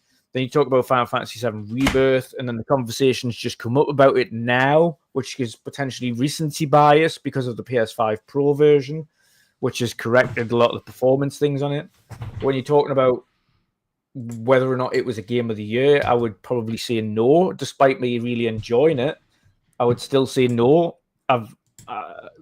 In terms of story and the way the game's played out, Visions of Mana was the better game. Then you have a look at Astrobot again. That had a lot of big hype around it. A lot of people said it was going to be Game of the Year, but I think it's down to a popularity thing as opposed to whether or not it was actually potentially Game of the Year. There's a lot of these games, and again, there's arguments for both, but I think these are just what was the most popular thing to talk about this year. Okay, that's going to be the Game of the Year. Yeah. As opposed to if people had actually sat and played through all of the games that had released this year and sat down and thought, what are my games of the year this year? Like one of my games that I absolutely adored, and I thought, and it hasn't been nominated for voice acting, and it hasn't been nominated for storytelling, is Still Wakes the Deep. Still Wakes the Deep had phenomenal voice acting. Like it was the best voice acting I've heard in a video game. Yeah. Like pretty much ever. Like it was just the way, like the way that they portrayed the characters and the emotion behind everything they were saying on Still Wakes the Deep was phenomenal, but didn't get any shouts, which is just ridiculous. It's one of the my like the atmosphere and everything that game created was phenomenal. Yes, it was just a kind of a semi-walking simulator horror game, but that's not. It's the medium of video games is expression of art. That is a fantastic point you bring up, man, because the Game Awards shouldn't be about which was the most popular game, right? Yeah. But it kind of feels like it is to a certain degree, and it is. Yeah, I agree there. Man. I think a lot of games like Still Wakes the Deep get overlooked because they're not ultra popular. Yeah. Like that's true. A lot of them aren't. A lot of the best games this year haven't been super popular, but they've been absolutely fantastic. And that's because these fake media gaming journalists from Kotaku and so on are nominating those games, and they have only played clickbait headlines this year. They haven't played the games. You could also argue about best. What category could you put that in? indie game Dungeons of Hinterberg, way overlooked game. And then you look at some weird categories like most anticipated. Right? Nothing for Xbox, even though they've got the most games coming out next year. They've got the most games. They've got not to put a Fable in there, right? But or Doom, Dark Ages, or Doom, things like that, and then nobody's talking about a Death Stranding 2 and a Metroid Prime 4. I'm super looking forward to Metroid Prime. Don't get me wrong. Talking about it.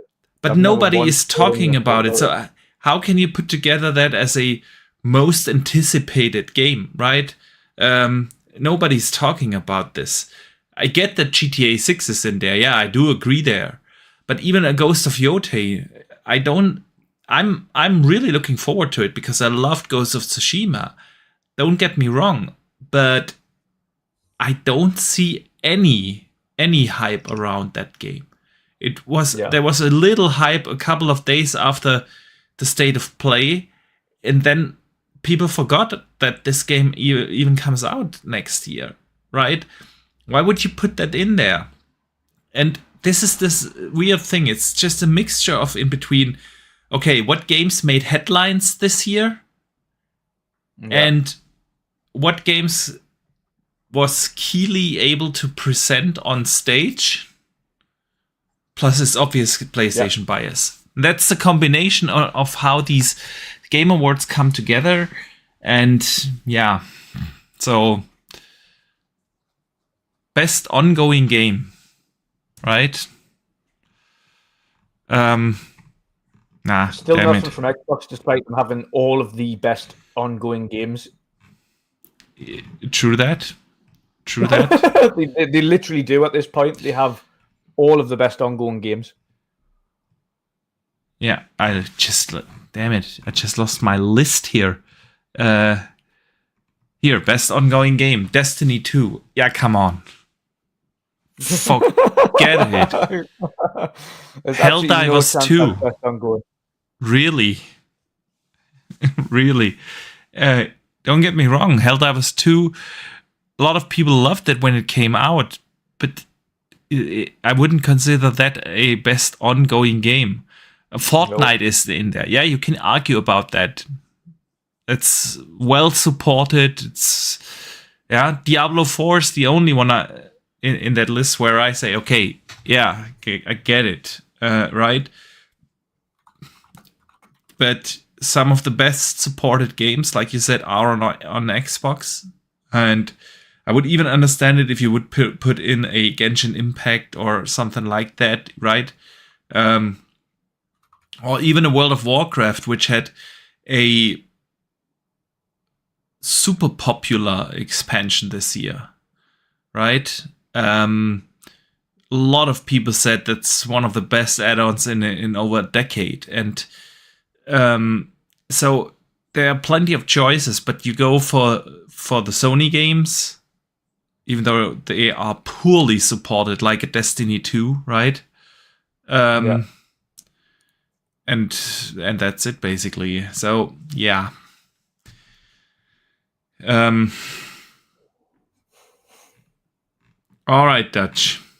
Anything you want to add to the Game Awards before we move on? Infinite Umbra says maybe Pile World. Yeah. Man. Why not? Yeah. Yep. I could at least see that. But since it was only released on Xbox so far. It's on PlayStation now. So right. In the last state. Is it already on PlayStation? I thought it is still coming this year. Last month or the month before. Yeah. Anyways, I think we brought our points across. So Dutch, let us talk about Sony and stay on PlayStation for a bit. There is there was a rumor that Sony intends to acquire Kadokawa. Yeah, basically the mother company that does own From Software. And they've by now confirmed that there is an acquisition offer on the table. And a lot of people, of course, Sony wants to buy From Software. And yes, they will get that. But I think the main reason is not video games in that case. It's more like the anime segment. They would basically own the entire anime segment if they would get to acquire Kadokawa. But since we are mainly focused here on video games, it would be a huge thing if Sony would own From Software, and with that, of course, Dark Souls and Elden Rings and so on. So, what are your thoughts on this, man? It would be huge for Sony and PlayStation. Would Kadokawa want to go down the same route as Bungie and continue to release multiplat? This is not an acquisition that would affect me in the slightest. Even if they did go fully exclusive to PlayStation, I don't think they would, because Elden Ring did so well as a multi-plat release title. I don't think they would want to significantly impact sales by becoming an exclusive company, since they had such great sales records as releasing as a multi-plat developer. So, yeah, this isn't one that really affects me, so I'm not really bothered whether or not it happens, or if it does happen, because I'm not a big Souls player. I've tried. Elden Ring's really the only one that I got into, because it was a little bit more open. You had more room to maneuver in fights. You weren't kind of henpecked against a wall for the vast majority. So a little bit more leeway to kind of do things, felt a little bit more open, a little easier. I'm just not, good for them if they do. Do I see a real good strategic kind of angle from it for Sony? Not particularly, no. Yeah, well, again, I don't think this acquisition is about the video game segment per se. This is a nice given, yeah, but it is about the owning the anime segment. Yeah, I mean, yeah, then they would have a domination on the anime market, complete domination of the anime market. On that front, they may get some pushback from regulators. If it's looked into properly, they might not look into it at all, because they might not have any idea about the anime market or anything like that. And I wouldn't imagine regulators do understand where all the... But even saying that wouldn't really affect anybody either, because that will continue to be everywhere. Animes, they always continue to be everywhere. They'll team up with Netflix or something ridiculous like that. Or Amazon. So that's not going to bother anyone. Crunchyroll's everywhere, so you can watch Crunchyroll. Like, all of these services are everywhere. Always will be, always have been. I think it's more the video game side of things that would have an impact on people. So, yeah, I agree. Really, I don't see it unless the price is right, and by that I mean relatively cheap, and you know that for the price you probably have a return in profit pretty quickly, and that you kind of just leave them to do what they do, but you just own them so that you've got a bigger return of investment every year. I think that's the only consolidation thing you can see from a lot of these companies now, is they go, okay, so who can we buy relatively cheap, but we know get a significant amount of profit year on year, so that we can at least have this nice recurring revenue stream in the background of this multi-plat developer that we own, and this anime developer that we own. That's a bit like Microsoft and Activision Blizzard, to be fair. That's exactly what it is. It didn't really impact us. The only thing that's really benefited us or will benefit us is the fact that it goes into Game Pass. Great. For Microsoft, on the other hand, it's a multi-plat developer. All of their games are going everywhere. Yeah. So they're going to just make money over money over money over money because their games will always be everywhere. So for them, it was an easy, okay, yes, it's costing 70 billion. However, we know we'll get that back anyway because nothing's changed for this company. All we're doing is now we're funding the company to make the games that they're going to sell elsewhere, and we'll get the money off the back end. Everything stays where it was. Everything's going to be on every console. Sony might decide to go through that route as well. To be fair, they might decide, you know what it is? Yes, we've got our own first-party studios. They will continue to make our own stuff, but let's start acquiring some multi-plat stuff so we can start kind of bringing in some revenue from elsewhere on top of what we have, which is our first-party stuff. I think that's kind of the route a lot of companies might be looking at these days, is looking at ways and means to get recurring revenue streams without having to have live service games. And the only way to do that is by being multi-plat. Yeah, that's true. I mean, Sony is no stranger to doing that. They basically did that with Bungie as well, right? Marathon is also going to be multi-plat. They kept Destiny as a multi-plat title. It could be an option. On the other hand, Sony is known for the single-player games. From Software does single-player games, right? Kind of would make sense on that end. From Software is super popular, and it's different with Bungie, where you have like these live service ongoing games, and those particular make sense to have them multi-plat for the single player experiences, right? I could Sony see saying, well, this is gonna be one of our unique selling points. That's what we've been talking about in shows in the past, right?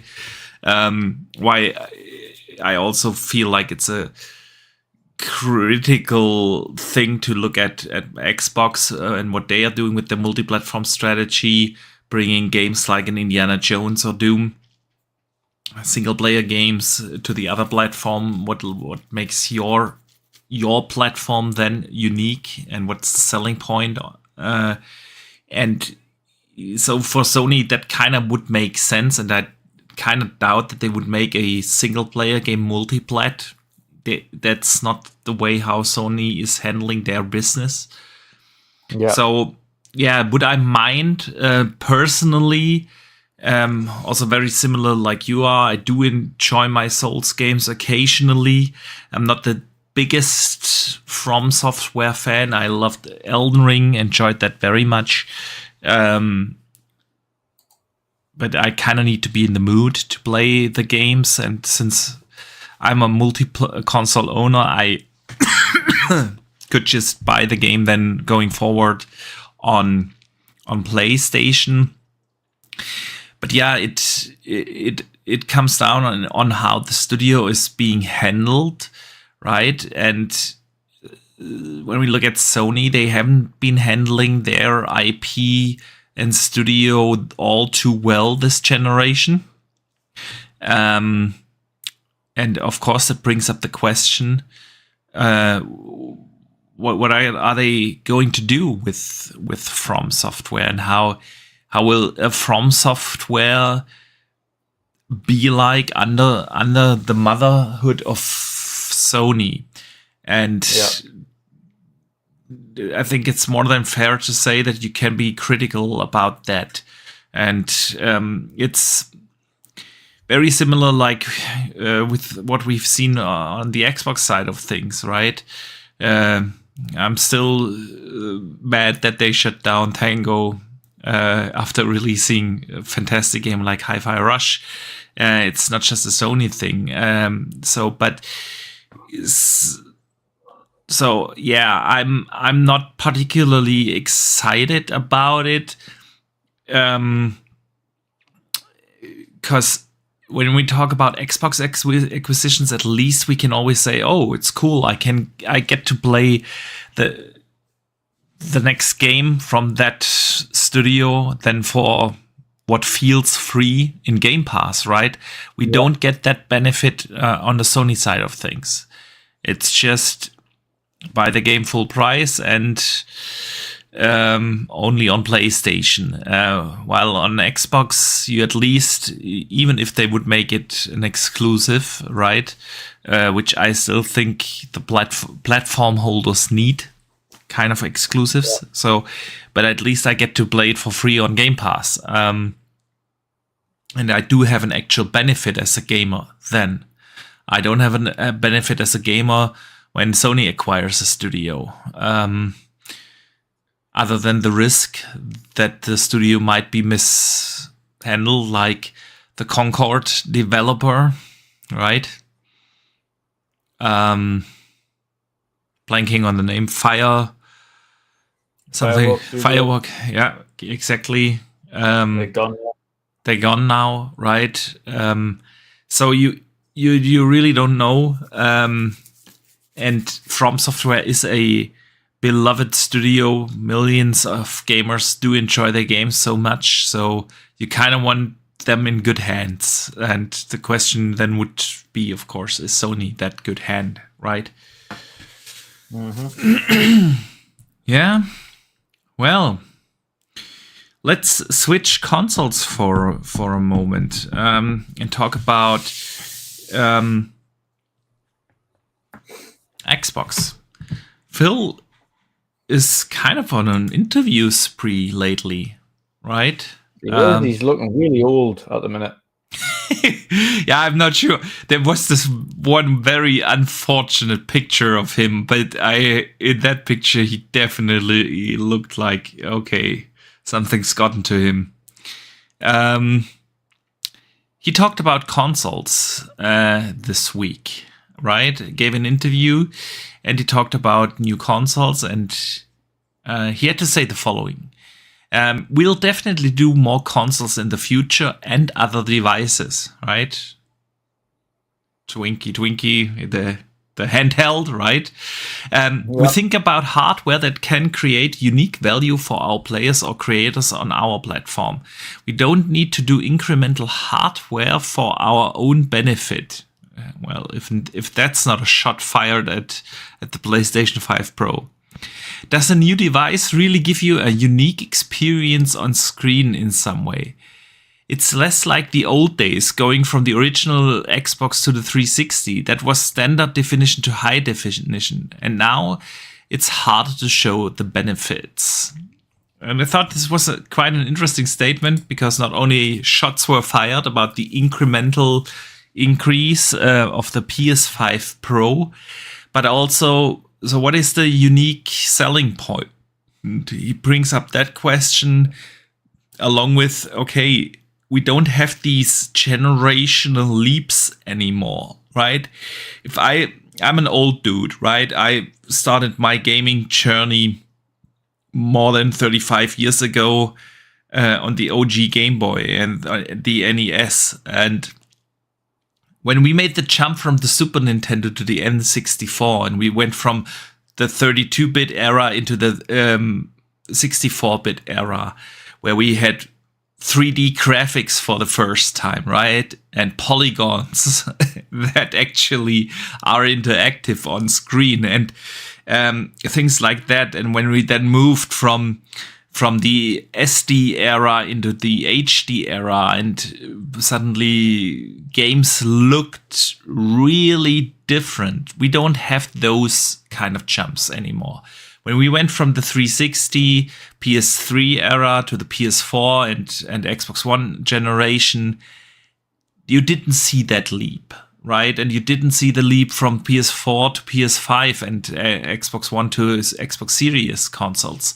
It is indeed something that is harder to show people. And I've said it a couple of times on the podcast before.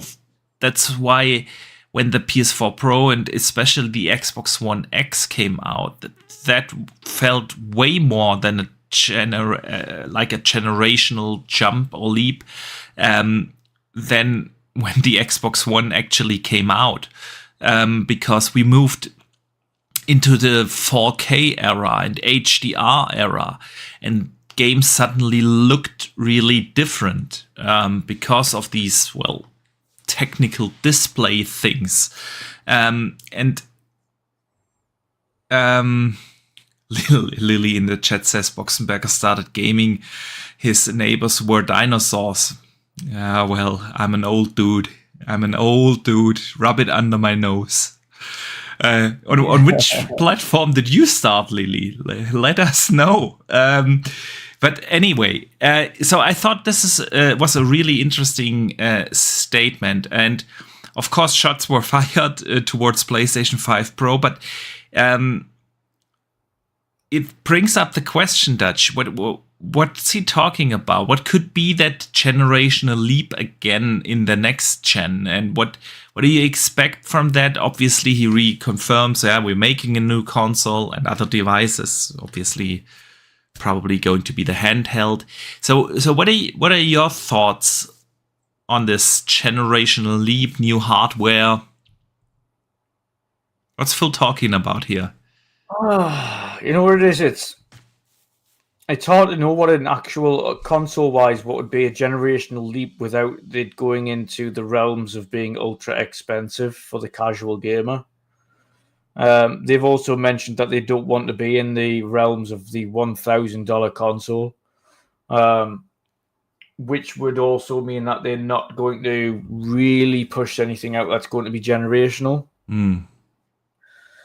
The only thing that would really alter what consoles would do would be fundamental hardware changes from just basic perspective.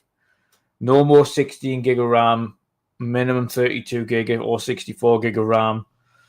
You've got completely disintegrated GPU, CPUs, and no longer do APUs.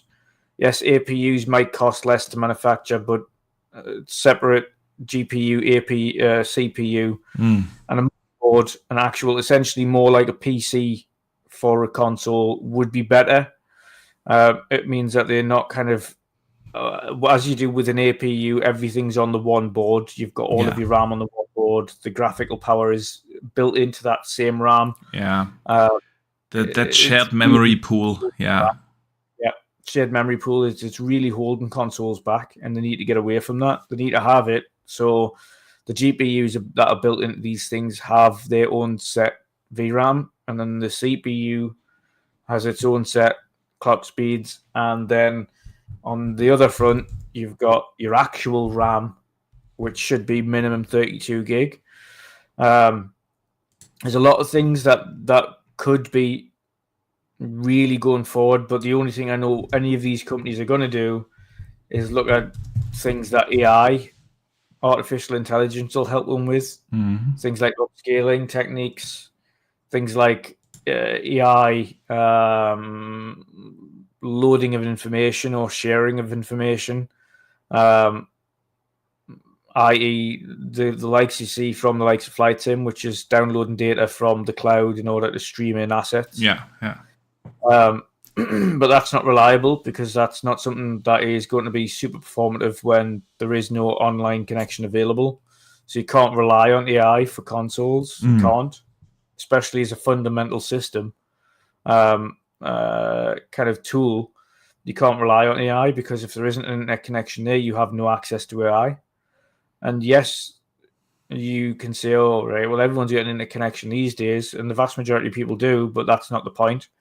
The point is, if, for instance, at any point in time you do go offline, there needs to be a method of playing the games. And then that's not just for being able to play your games offline in general, but if the games rely on AI in order to asset stream, or rely on AI in order to get information to be able to be playable, then that isn't going to benefit anyone. That's not going to be game changing. That's not going to be taking a step forward. That's going to be taking a step backwards. So there needs to be like even the likes of Flight Sim have an offline mode where they have non-streamed assets available to play there. It looks goofy, doesn't look anywhere near as good, but it's playable offline if you really want to play it offline. I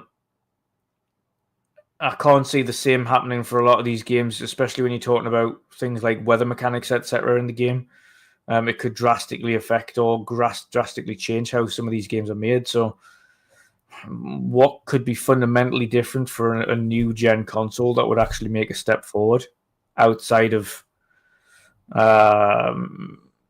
AI super sampling or upscaling? Outside of that, and even then that's not like a huge step forward. That's just something that we should expect these days. Like, it's basically what Thanos said in the chat. We are in a quality of life generation now. It's these incremental steps. I think the one way, like people the other day as well, like, and I seen everyone was mentioning that there was I forgot what game it was, got a PS5 Pro version, and it was 8K 30, and everyone's shouting it from the rooftops, and I'm just laughing and thinking, realistically, guys, all of you who are championing this game being an 8K, how many of you are actually playing on an 8K screen? The vast majority, I would say 0.00005% of PlayStation gamers have a 8K screen. 8K is definitely not gonna be that. Listen, I doubt that a generational leap that feels like really significant, like the one I just mentioned from when we went from Super Nintendo to N64 and suddenly had 3D graphics. You're not gonna get that generational leap or experience anymore in terms of visuals. There will be shorter load times, a little bit better fidelity, a bit more performance, things like that. But I think the one thing where Xbox could really make a generational impact is in the way how we're going to play games on the console. And by that I mean, if they pull off what the rumors suggest, like being able to not just play your console games but also have some of the PC launchers, an Epic Store and a Steam and so on there, I think that would really change the way how we feel about the console. Even though it's not about how are the games displayed, how are they looking visually, you're not gonna get that jump. Even if they throw the APU design overboard in a console, and suddenly you have a dedicated memory pool that will lead to a little bit better graphics, a little bit better performance, and so on. And I also think a big part in the next generation will play AI upscaling.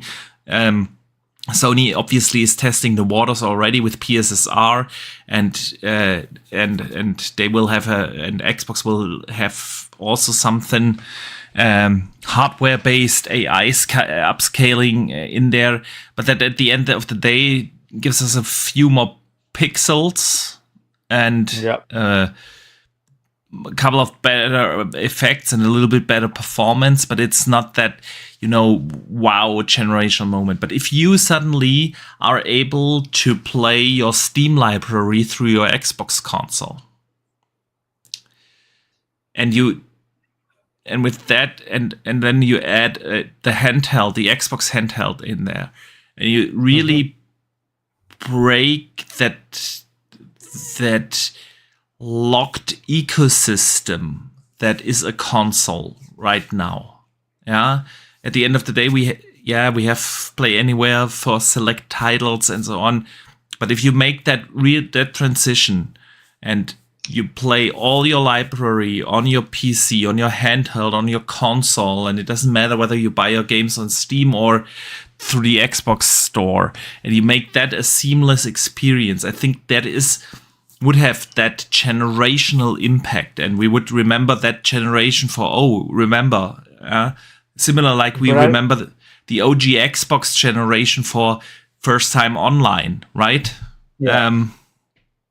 I think to achieve the play any of these things mentality, they would have to ditch the APU. I'm not sure, because let's be real, the many laptops out there also run on an APU, and none of the games on Steam can't be played on those. So I don't think kind of the APU really is just about performance. Yeah, that's what I'm saying. And I think if you're running, for instance, Epic Game Store, Steam, Xbox Game Store, whatever it is, whatever things you've got on there, I think in order to get kind of the most performance out of the games on the console itself, personally, then you'd have to ditch the APU. I don't think so. That's just even laptops have evolved now. Yes, they've got integrated CPU, GPU, but those are still segmented on a fundamental hardware level within the laptops, as well as so is the SSD and so is the RAM. There are plenty of laptops, gaming laptops you can buy out there that do have an APU that is in its design very similar to what we have in consoles. But they're not great. Yeah, of course. They're not great. As are the consoles not great. But I don't think it doesn't prevent you from being able to play your Steam games on it. If you go out, buy $1,000 laptop, the $2,000 laptop that runs on an APU, you can play your Steam games just fine. Just not with the same fidelity than if you would ditch an APU design and get a dedicated graphics card with its own memory and so on. But it's just about performance. It's not about technically not being possible to run those games. Oh, no, it's severely about performance. 100% about performance, and that's what I'm saying about it. To have that leap, yes, you can play any game on the console, but would they be optimized to do that? Probably not. And that's the agree. And that's why I'm saying they would have to ditch the APU, because I think you would get better optimization on that front, because you absolutely would. Yeah, exactly. Yeah. And therefore the games would ultimately run better and perform better because of that. Yeah, but at the end of the day, that also brings up the cost discussion again. Yeah, exactly. It's just significantly cheaper to do. That's why all consoles run on an APU design, right? Yeah. A question in the chat there as well, saying if the Xbox had released a refreshed on par with the PS5 Pro, would I get it? No, is the answer. No, I wouldn't. No. There's a reason I've got a PlayStation 5. There's a reason I didn't get the PlayStation 5 Pros, because it's not worth it.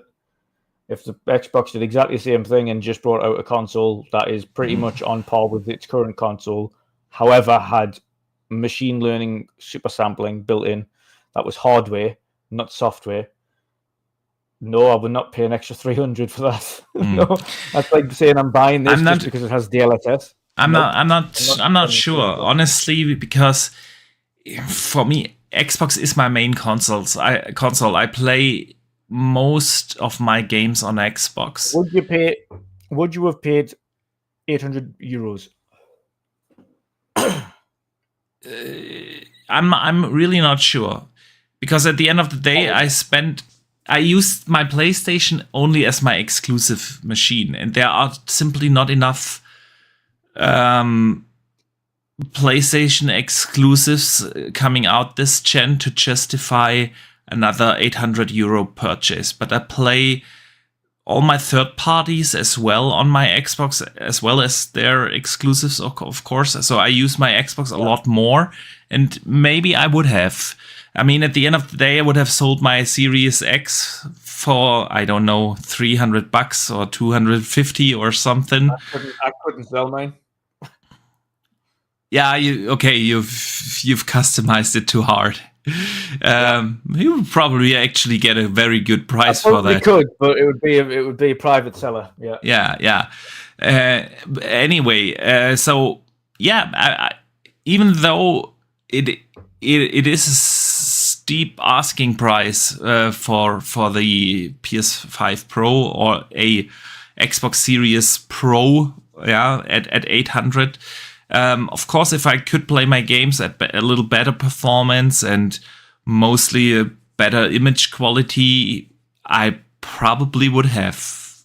I'm not sure. I'm saying I would. It's hard, but for me with the PS5 Pro, is it worth the price? I think still the price is ridiculous, especially since we are not just talking about the $800, but then I have to pay extra for the stand and so we and everything to get the full package. I end up at above 900, and that's just not justifying it for me. If the PlayStation would be my primary console, probably, because especially with that PS5 Pro, you can definitely tell that they have at least 3, if not 4 years left into this generation. Why not upgrade for a couple of $100? So that's Thanaros sends in a $5 super chat, by the way. Thank you so much for the support. And he says, not joking, but I'm thinking about getting into Age of Empires. Should I start with Age 2, Age of Mythology, or Age 4? This is an easy one, isn't it? It's Age 2. No, it's not. No. I wouldn't start with Age 2. Age 2 was insanely good at its time. And the remaster is also done really well. But you can tell that it is a 20-year-old game. You can tell. At its time. Honestly, I would go for Age 4. It is just in the year 2024, almost 25. There are many quality of life improvements in Age 4 over Age 2. And if you're new and you don't have the nostalgia for Age 2, objectively, Age 4 is the better game. But objectively, Age 2 is the better game. It was at its time. But if you don't have the nostalgia, I would definitely go for Age 4. And I mean, Age of Mythology is a little different than the two Age. Different, actually. Very different. Yeah. So, I mean, that's a super fun thing, but I also think it's harder to get into, to play it properly. Yeah, it's more, that's less resource management, more defense against beasties and gods. And it's also like depending a little bit more on knowing what the other guy is doing. And that can be tough if you're not too familiar with the game. So, first of all, Thanaros, it's an incredibly good thing to get into Age. You can't go wrong with any of the three. But having played all of them for hundreds of hours, I honestly would say Age 4 is the best one out of it because it is the most modern one. It has a lot of quality of life improvements in the gameplay over the other two that just show their age when you play them. So go for Age 4.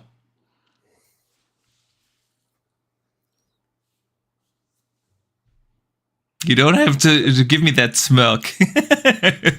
I'm surprised we disagreed on that, but okay. Yeah, I will agree to disagree on this one. Mm-hmm.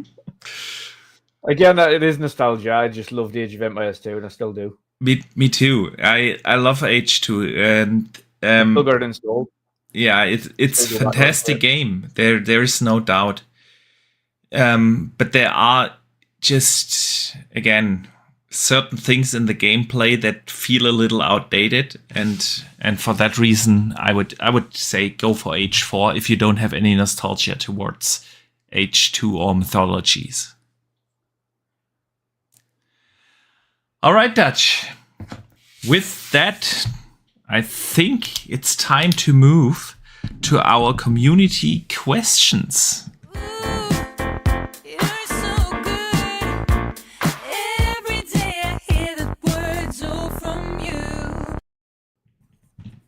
All right. As always, you guys can write in questions or topics you would like us to discuss.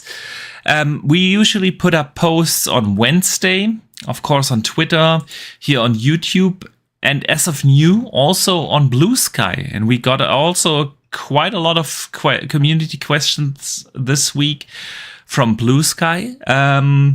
But if you are not on any of these platforms, just shoot us a DM. Sometimes people do that as well. We also consider those. So the first one comes in from Fanto. And he says, my question is, do you think Xbox will embrace machine learning themselves and create their own, or will they stick with FSR or DLSS moving forward? As Sony has their own PSSR, will this be a good or bad thing for devs going forward, as surely it means even more work for third parties? And that's a fantastic question. Do you mind me starting to answer this first? Well, go for it. All right. It brings up a good question and point. We now have DLSS, Intel's XeSS, FSR, and PSSR already. For Microsoft to throw in another proprietary one of these upscalers could make things complicated on the market, right? At the end of the day, this also always comes back, of course, to install base.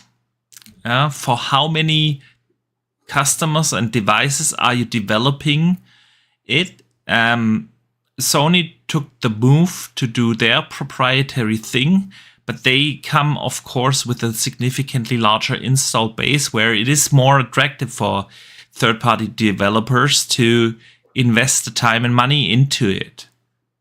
For Xbox, that would be more challenging. Not saying impossible, but definitely one thing to consider. I also don't see the point of Intel's XeSS and FSR really going forward if Microsoft has their own proprietary thing. So this is also something that could eventually happen, because at the end of the day, DLSS does have the issue that it is also proprietary towards NVIDIA hardware. It needs the NPU, the tensor cores from NVIDIA cards to run, while FSR and Intel's XeSS are non-proprietary. They work on an NVIDIA card. They work on an AMD card. So what are developers doing once Microsoft throws in their own proprietary thing? That can only be hardware agnostic as well. I highly doubt it, since their games are all launching also on PC and are not primarily developed for consoles only. So this is an interesting thing, and I'm honestly not sure what Microsoft is going to do. They will have an AI-based upscaler in their next generation, but will it be their own proprietary thing? I really don't know. It also depends a little bit on how what chip are they going for in the next gen console. Are they going back to the OG Xbox days and do an NVIDIA chip? There wouldn't be any reason to do your own proprietary thing, right? You just use DLSS then. If they're going with AMD again, AMD is now working obviously on NPUs themselves. We have the first iteration already in the PS5 Pro But do they then need their own proprietary thing? And why not just use the next iteration, FSR 3 point something or 4 by then? Yeah. Would it make sense for them to do their own thing with so many options out there, and always considering, okay, they kind of need to do a hardware agnostic thing because they can't leave the millions of NVIDIA card users on PC behind. And do you really want to make it even more complicated for developers to optimize for DLSS and FSR and XeSS and PSSR? And, this is... So I'm really not sure where they are going with this. What do you think, man?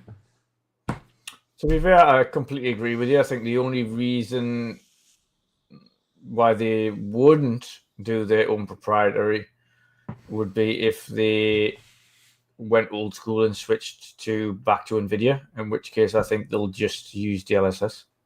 On that front, like you say, AMD are now working on the official hardware variant of FSR. So, I mean, that could theoretically, in the next 3 to 4 years, by the time the console's out, could already be there.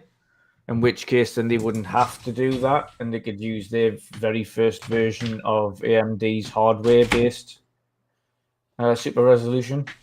Yeah. Yeah. So there could be the fact that they could end up positively avoiding it. And by positively avoiding it, I mean avoid the need to create their own super resolution, because AMD and NVIDIA both have their own now hardware-based solutions. And I think that was mainly the reason for Sony going down that route in the first place, was the software-based solution for consoles just wasn't great. Like FSR is okay, but it's so underutilized. And it's so underperforming in compared to DLSS or even Intel XeSS that it's just not worth using. Yeah. So when you've got a hardware-based solution that does actually give you the performance that you require and the output that you require from it, ultimately that's what they've went for here, and they've got their version running in PSSR.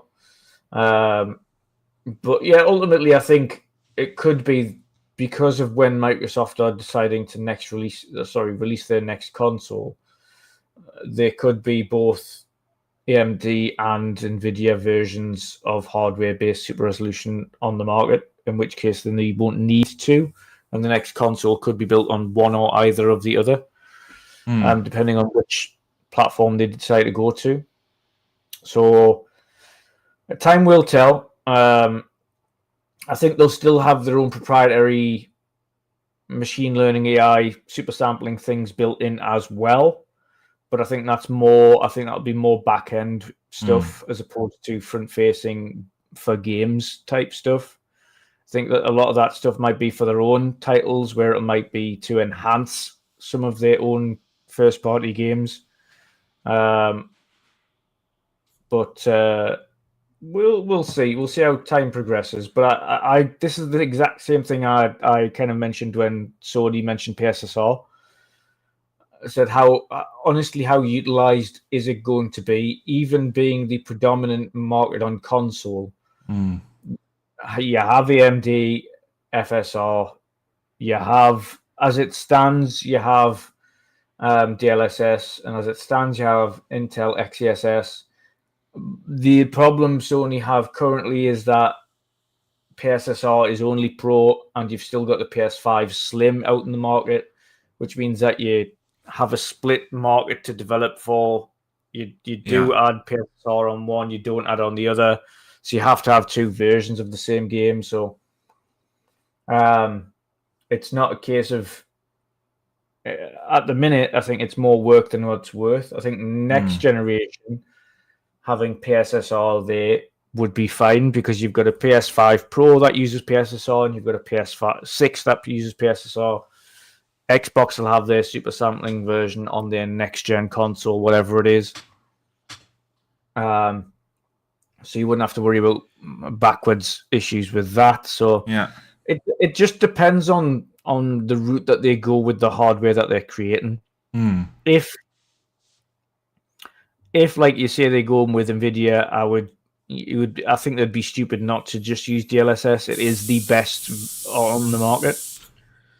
The only problem is that it is a hardware dependent solution. If they go NVIDIA next time, I think they would have to use NVIDIA's hardware-based solution on console. If they use, I would love that. But it brings up the question: what are they doing on PC with all the AMD users? All those games are developed for console and PC as well, and you have a big market that of customers on PC that also use AMD cards, and you can't use DLSS there. So this is the only thing, but I do agree, if they go NVIDIA, it would absolutely make sense to just use DLSS, right? Yeah. Absolutely. All right. I agree. For the PC version, I mean, PC development, they have literally thousands of options that they have to optimize for now. Through that. Like, console is significantly the easier platform to optimize for because it's such a limited space. You've got, this is your set, those are what you have to optimize. Have fun. On PC, it's like, okay, you've got still 10 series cards, you've got 20 series cards, 30 series cards, 40 series cards, and 50 series cards coming up. You've got FSR, Intel XeSS, you've got DLSS, you've got then you've got all the Intel things, then you've got all the Ryzen things, then you've got all the AMD cards, then you've got all the variants in between. You've got integrated graphics cards. Then you've got it's so it'll be interesting to see, man. It'll be interesting to see. Let us move to the next question that comes from Lily. She asks, give me one reason to buy the next gen Xbox console. I'm starting to lose faith when I see how they launched the Flight Simulator 24. Yeah. I can't give you that yet because I don't have a reason as it stands to buy another Xbox console. I'm still waiting for Xbox to give me that reason. Yeah, it will be interesting to see what is the unique selling points with a lot of exclusive not being exclusives anymore. And I mean, on flights in particular, I know how much Lily was looking forward to play that game, and it's a shame that it had such a troubled launch. But I bet that it'll be fixed rather sooner than later, especially when the server requests go down.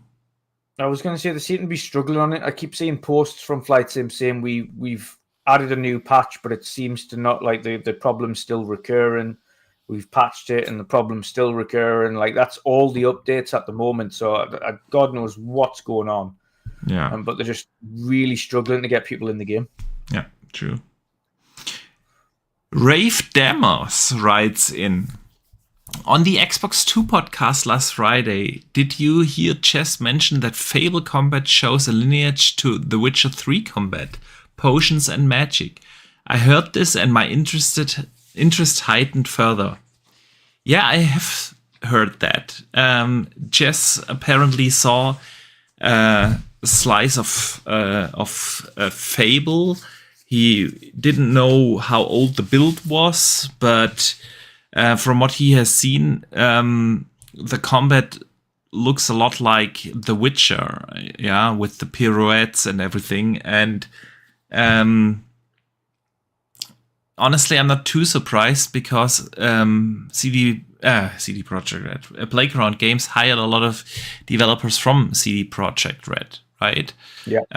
But of course, that has me excited because it's no secret how much I love The Witcher. Did you hear that, man?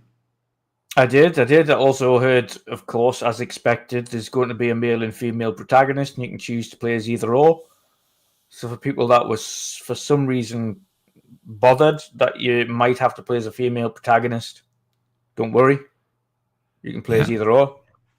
So yeah, man.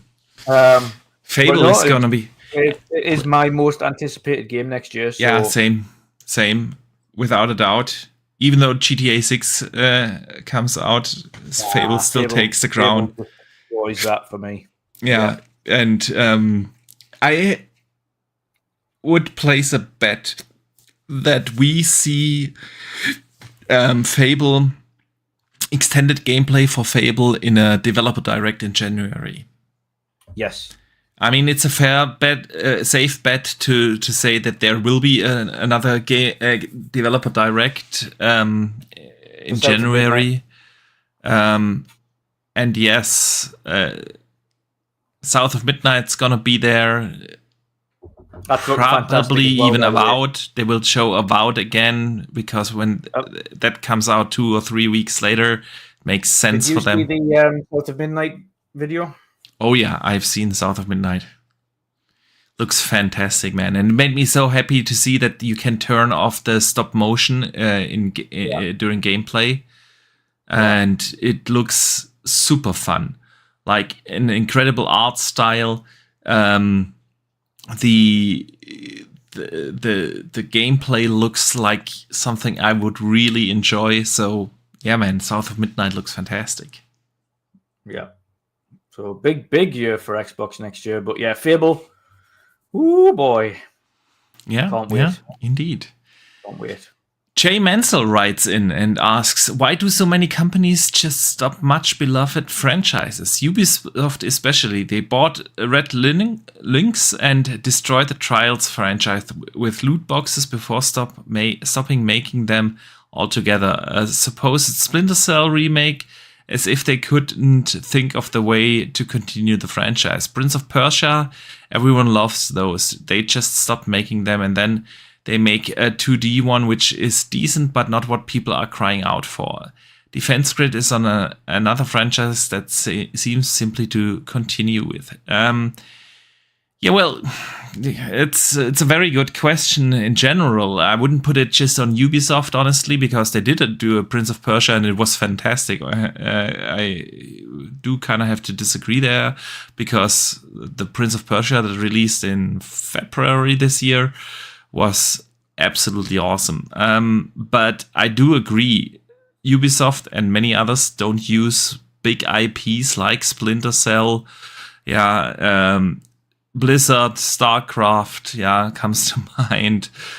There's plenty of examples out there. What do you think? Why do companies stop using such beloved and huge IPs? I think he's right. I think they don't know where to go directionally with the game, but also depends on whether or not because the problem we've got here is that the studio heads at these studios are changing relatively frequently now compared to what they used to in the past.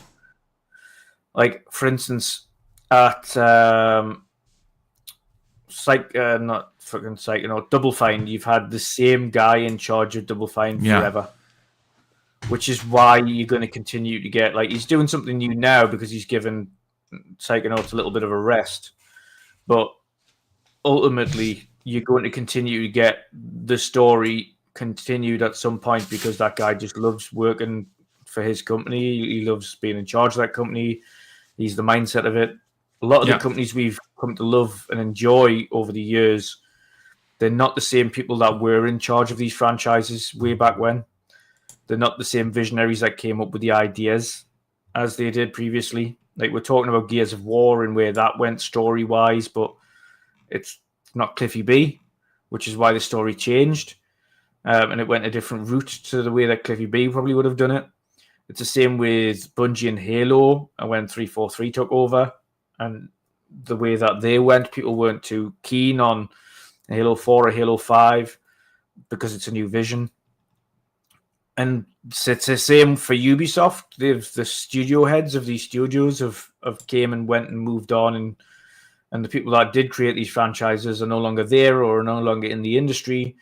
So the people that are creating the next steps for these franchises or not, simply don't have the same thought process for where this game needs to go, where the franchise needs to go, as somebody who might have created that franchise to start off with.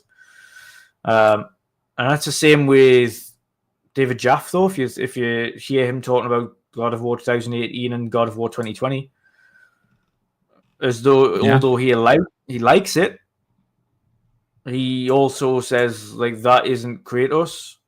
That's not the Kratos that I made. Like, this is an entirely different Kratos than what I made. The Kratos that I made was a god killer.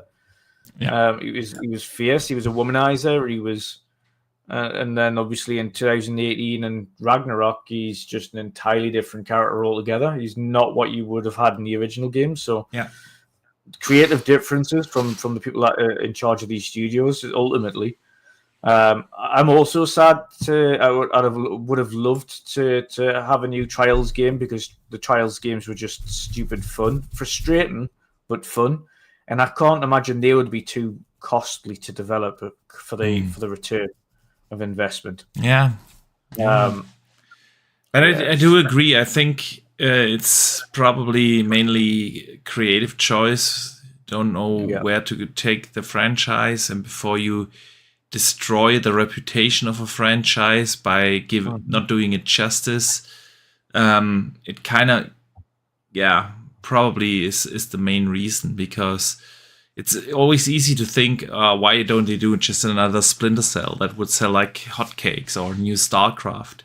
But what would you really bring new to the table to justify that? And if you don't have the team or with the right creative vision behind it, you might end up destroying an IP, right?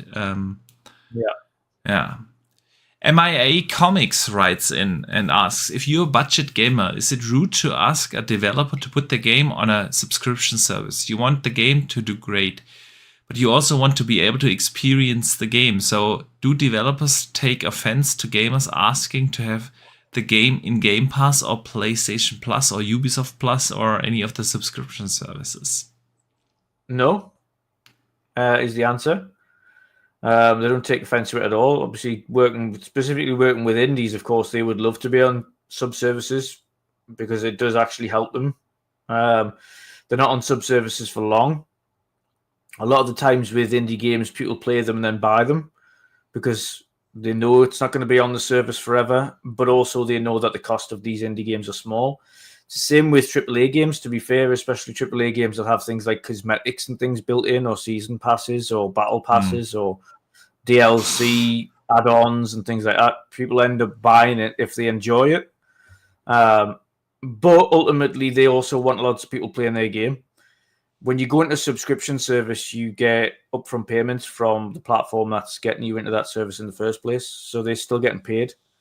And they'll have targets to achieve in order to get certain thresholds of payment. Yeah. For big games, for little games, for indies, that's usually just an upfront payment to cover the cost of development, or say 100,000 copies or something small like that. For big games, it's usually okay. If you hit this many players, you get this amount. If you get this many players, you get this amount. If you get this many players, you get this amount. And then potentially even look at renegotiating. And imagine Palworld did not expect the sheer volume of players that they got on Xbox via Game Pass originally. But ultimately, they made an absolute fortune.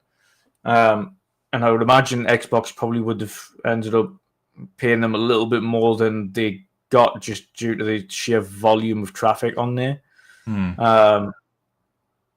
So no, I don't think any developer really is bothered if it's on a subscription service or not. The only time they will advocate not being on it is if they're kind of echoing, for instance, a first-party studio for a platform is echoing words that they don't want to have their first-party games on sub-services because they think it damages it. A lot of the times you get a lot of studio heads that will just echo what their bosses say, not particularly because they believe it, but because they don't want to fall out of line with the company's trajectory. Yeah. If they were offered a sub-service place, that 9 times out of 10, they'd absolutely snap it up because it means more people play it. More people talk about it, and therefore more people buy it. Yeah, it's the viral effect. Viral thing, because ultimately, if for instance, a game's on Xbox Game Pass, but the game happens to be on PlayStation and Steam. If somebody's playing this game on there, they don't care that it's on Game Pass and you're playing it on Game Pass if somebody's watching you play it. Yeah. If you're a streamer, for instance, somebody goes, "Oh, what game's this? This is Dragon Age Veilguard. What platforms is it on? Oh, it's on Xbox, PlayStation, and Steam." And all right, okay, brill, no problem. Well, I think I'll pick it up on Steam. Like, they don't ask if it's on a sub-service. 9 times out of 10, they don't care. The vast majority of people that I watch when I'm streaming, that are watching me when I'm streaming, what game's this? This is what game it is. All right, okay. Where are you playing it on? I'm playing it on Xbox. Is it on PlayStation? It is. Brill, I might pick it up. Yeah. That's the conversation. No one goes, "Is this on Game Pass?" Like most people, or "Is this on PlayStation Plus?" No. Nope. No one asks that. Yeah, I mean, I don't think it's, I don't think it's wrong to ask developers to put their games in Game Pass. At the end of the day, if it's not a business case for them, they are not gonna do that. But to ask for your wallet is a fair thing to do, and it's. We had that conversation before when we talk about the sustainability of Game Pass and so on. I don't think that many people realize developers are still making a lot of money if the game is in Game Pass. It is not free, even though it feels free to us since we are already subscribed, and then Call of Duty drops and it feels okay, I can play that game for free. At the end of the day, it's not free. Developers are getting paid, and to ask for your wallet is a fair thing to do.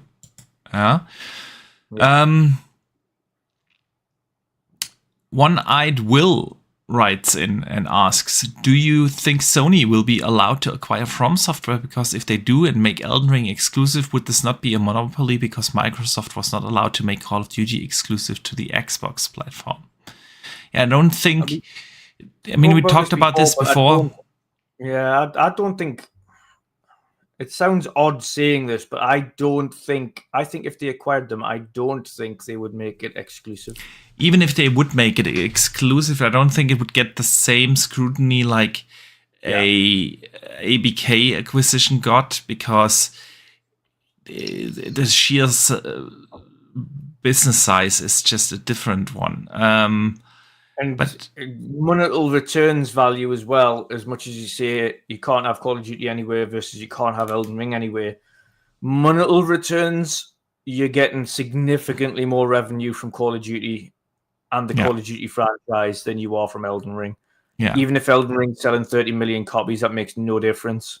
There is DLCs and skins and battle passes and all of this malark for Call of Duty. Yeah. You couldn't. The Big Bridge writes in, "A friendly, nervous ghost appears out of the woodwork and asks you for advice. He isn't very good at scaring people as he's a novice, but can learn something from your spooky video game experiences. What's the most scariest video game moment you can tell him, which will help him to be a spookier ghost? Have fun. Wish you both the best. Thank you, The Big Bridge." I think for me, the scariest video game moment will always be playing Resident Evil 1 for the first time and those damn dogs jumping through the windows. That's unbeatable. No, for me, it's Condemned and the mannequins. Ooh, it's also a good one, yeah. Stop that. Like, you can just imagine that in real life if you're like walking through a mall in the middle of the night and you turn around and mannequins are just positioning themselves behind you, but closer and closer every time you walk away from them. No, fuck that. I would. I was like, I would be out there as quick as I could. Conversely, I loved that level in Call of Duty this year. The mannequin level, that just that was actually pretty damn good. On the GameCube, there was a game called Eternal Darkness. I don't know if you. Yes. I don't know. you would probably not consider that the most scariest game ever made. But I remember, and maybe it was just me at the time, but I remember that this game gave me the creeps, man. There were these skeletons when you walked through the certain dungeons, and it was like, oof. Yeah. You know what? How to be a scarier ghost as well? You could just tell them to haunt a house where they don't have children and cry like a baby. Oh yeah. Because there's nothing scarier than being in a house knowing you don't have kids and hearing a baby cry. Yeah. What the fuck? Fear. Remember Fear? Yeah. Oof. Yes. What was her name? Was it Anne? What was her name again? Can't remember, man. It's been too long. Was it Annabelle? That was one hell of a scary kid ghost, man. All right, great question. Steve writes in, you'll probably talk about the... Alma, right. Okay. Steve writes in, he says, you'll probably talk about this anyway, but Flight Sim 24 launch, which I still cannot play 21 hours later. Discuss it. I think we already discussed this. So, Steve, if you don't mind, I would just skip that question. Because we've talked about this 2 or 3 times now during the podcast. So, but that brings us to the end of this podcast. It has been a blast, as always. I want to say a big thank you to all the people showing up here live with us today. A big thank you, of course, to the listeners after the fact, either here on YouTube or on Spotify, Apple Podcasts, or wherever you are listening. We hope you did enjoy the show. We had a blast talking about things we play and the industry, as always. Dutch, let everyone know where they can find you and what you've coming up, man.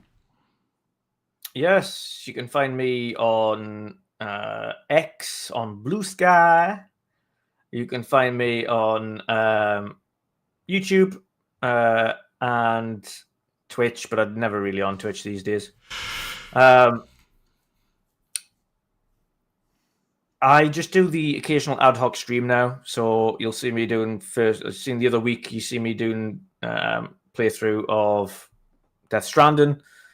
This week you see me doing a quick stream of Stalker 2. I think I like doing these one-off stream things where I'll stream maybe the first few hours, have fun in it, and then of course I'll play the rest of it in my own time. As opposed to playing an entire game on stream. And I think for me, that gives me pressure if I'm playing the entire game on stream to have to play it on stream in order to complete it. And then I never end up finishing the game because it means that I have to stream to complete it. Whereas when I'm playing these games for the first few hours at the start, then at least I can have some fun with you guys. I can get a stream done, and then I can just play the rest of it in my own time and then have a brand new stream of a whole different game the next time round. And I'm quite enjoying doing it that way. Yeah. And I've got, of course, quite a few games to catch up on that way because I've still got Astrobot to play. I've still got Space Marine. I've still got Veilguard. So there's a few more of those streams coming up. Yeah. And of course, we've still got Indiana Jones coming up. So I'll do the first couple of hours of Indy. So yeah, there's a few things that I need to do on that front. I've got a new hiking video on the channel as well because I do occasional vlogs and things from when I go on hikes. So there's a new hiking video on the channel now from the Haystacks hike that I did the other day, and I'm going on the 7th again to do Scarfell on a 15-kilometer route, 1,000-meter climb. So that's on the 7th. So I'll have a video releasing probably on the Sunday evening for that one, on the 8th for that one. So yeah, just keep an eye out for that. But they might be a little bit more frequent. Maybe it's either once a month or once every other month as well for those things. But yes, if you enjoy things like that, then thank you. But I enjoy doing them, so I'll keep posting them. But yeah, been a blast. It has been indeed. It has been indeed. So, again, we won't have a show next week. I'm still going to get surgery next Thursday, so fun times. I'll be full with pain kit. By the time I have the surgery early in the morning, so by the time the podcast usually airs, I should have woken up already, but probably will be filled with painkillers. So yeah, we're not doing a podcast, and depending on progress of healing, we will see about the week after. I hope I will be able to at least sit here in front of a PC again and talk about games. But yeah, we will see about that. Yeah, so it'll be at least 2 weeks until we will be back online here with the world of gaming.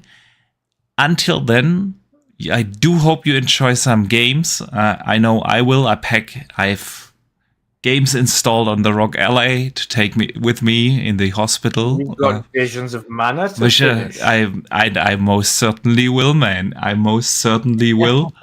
Yeah, just enjoy your gaming. There's so many good games out there.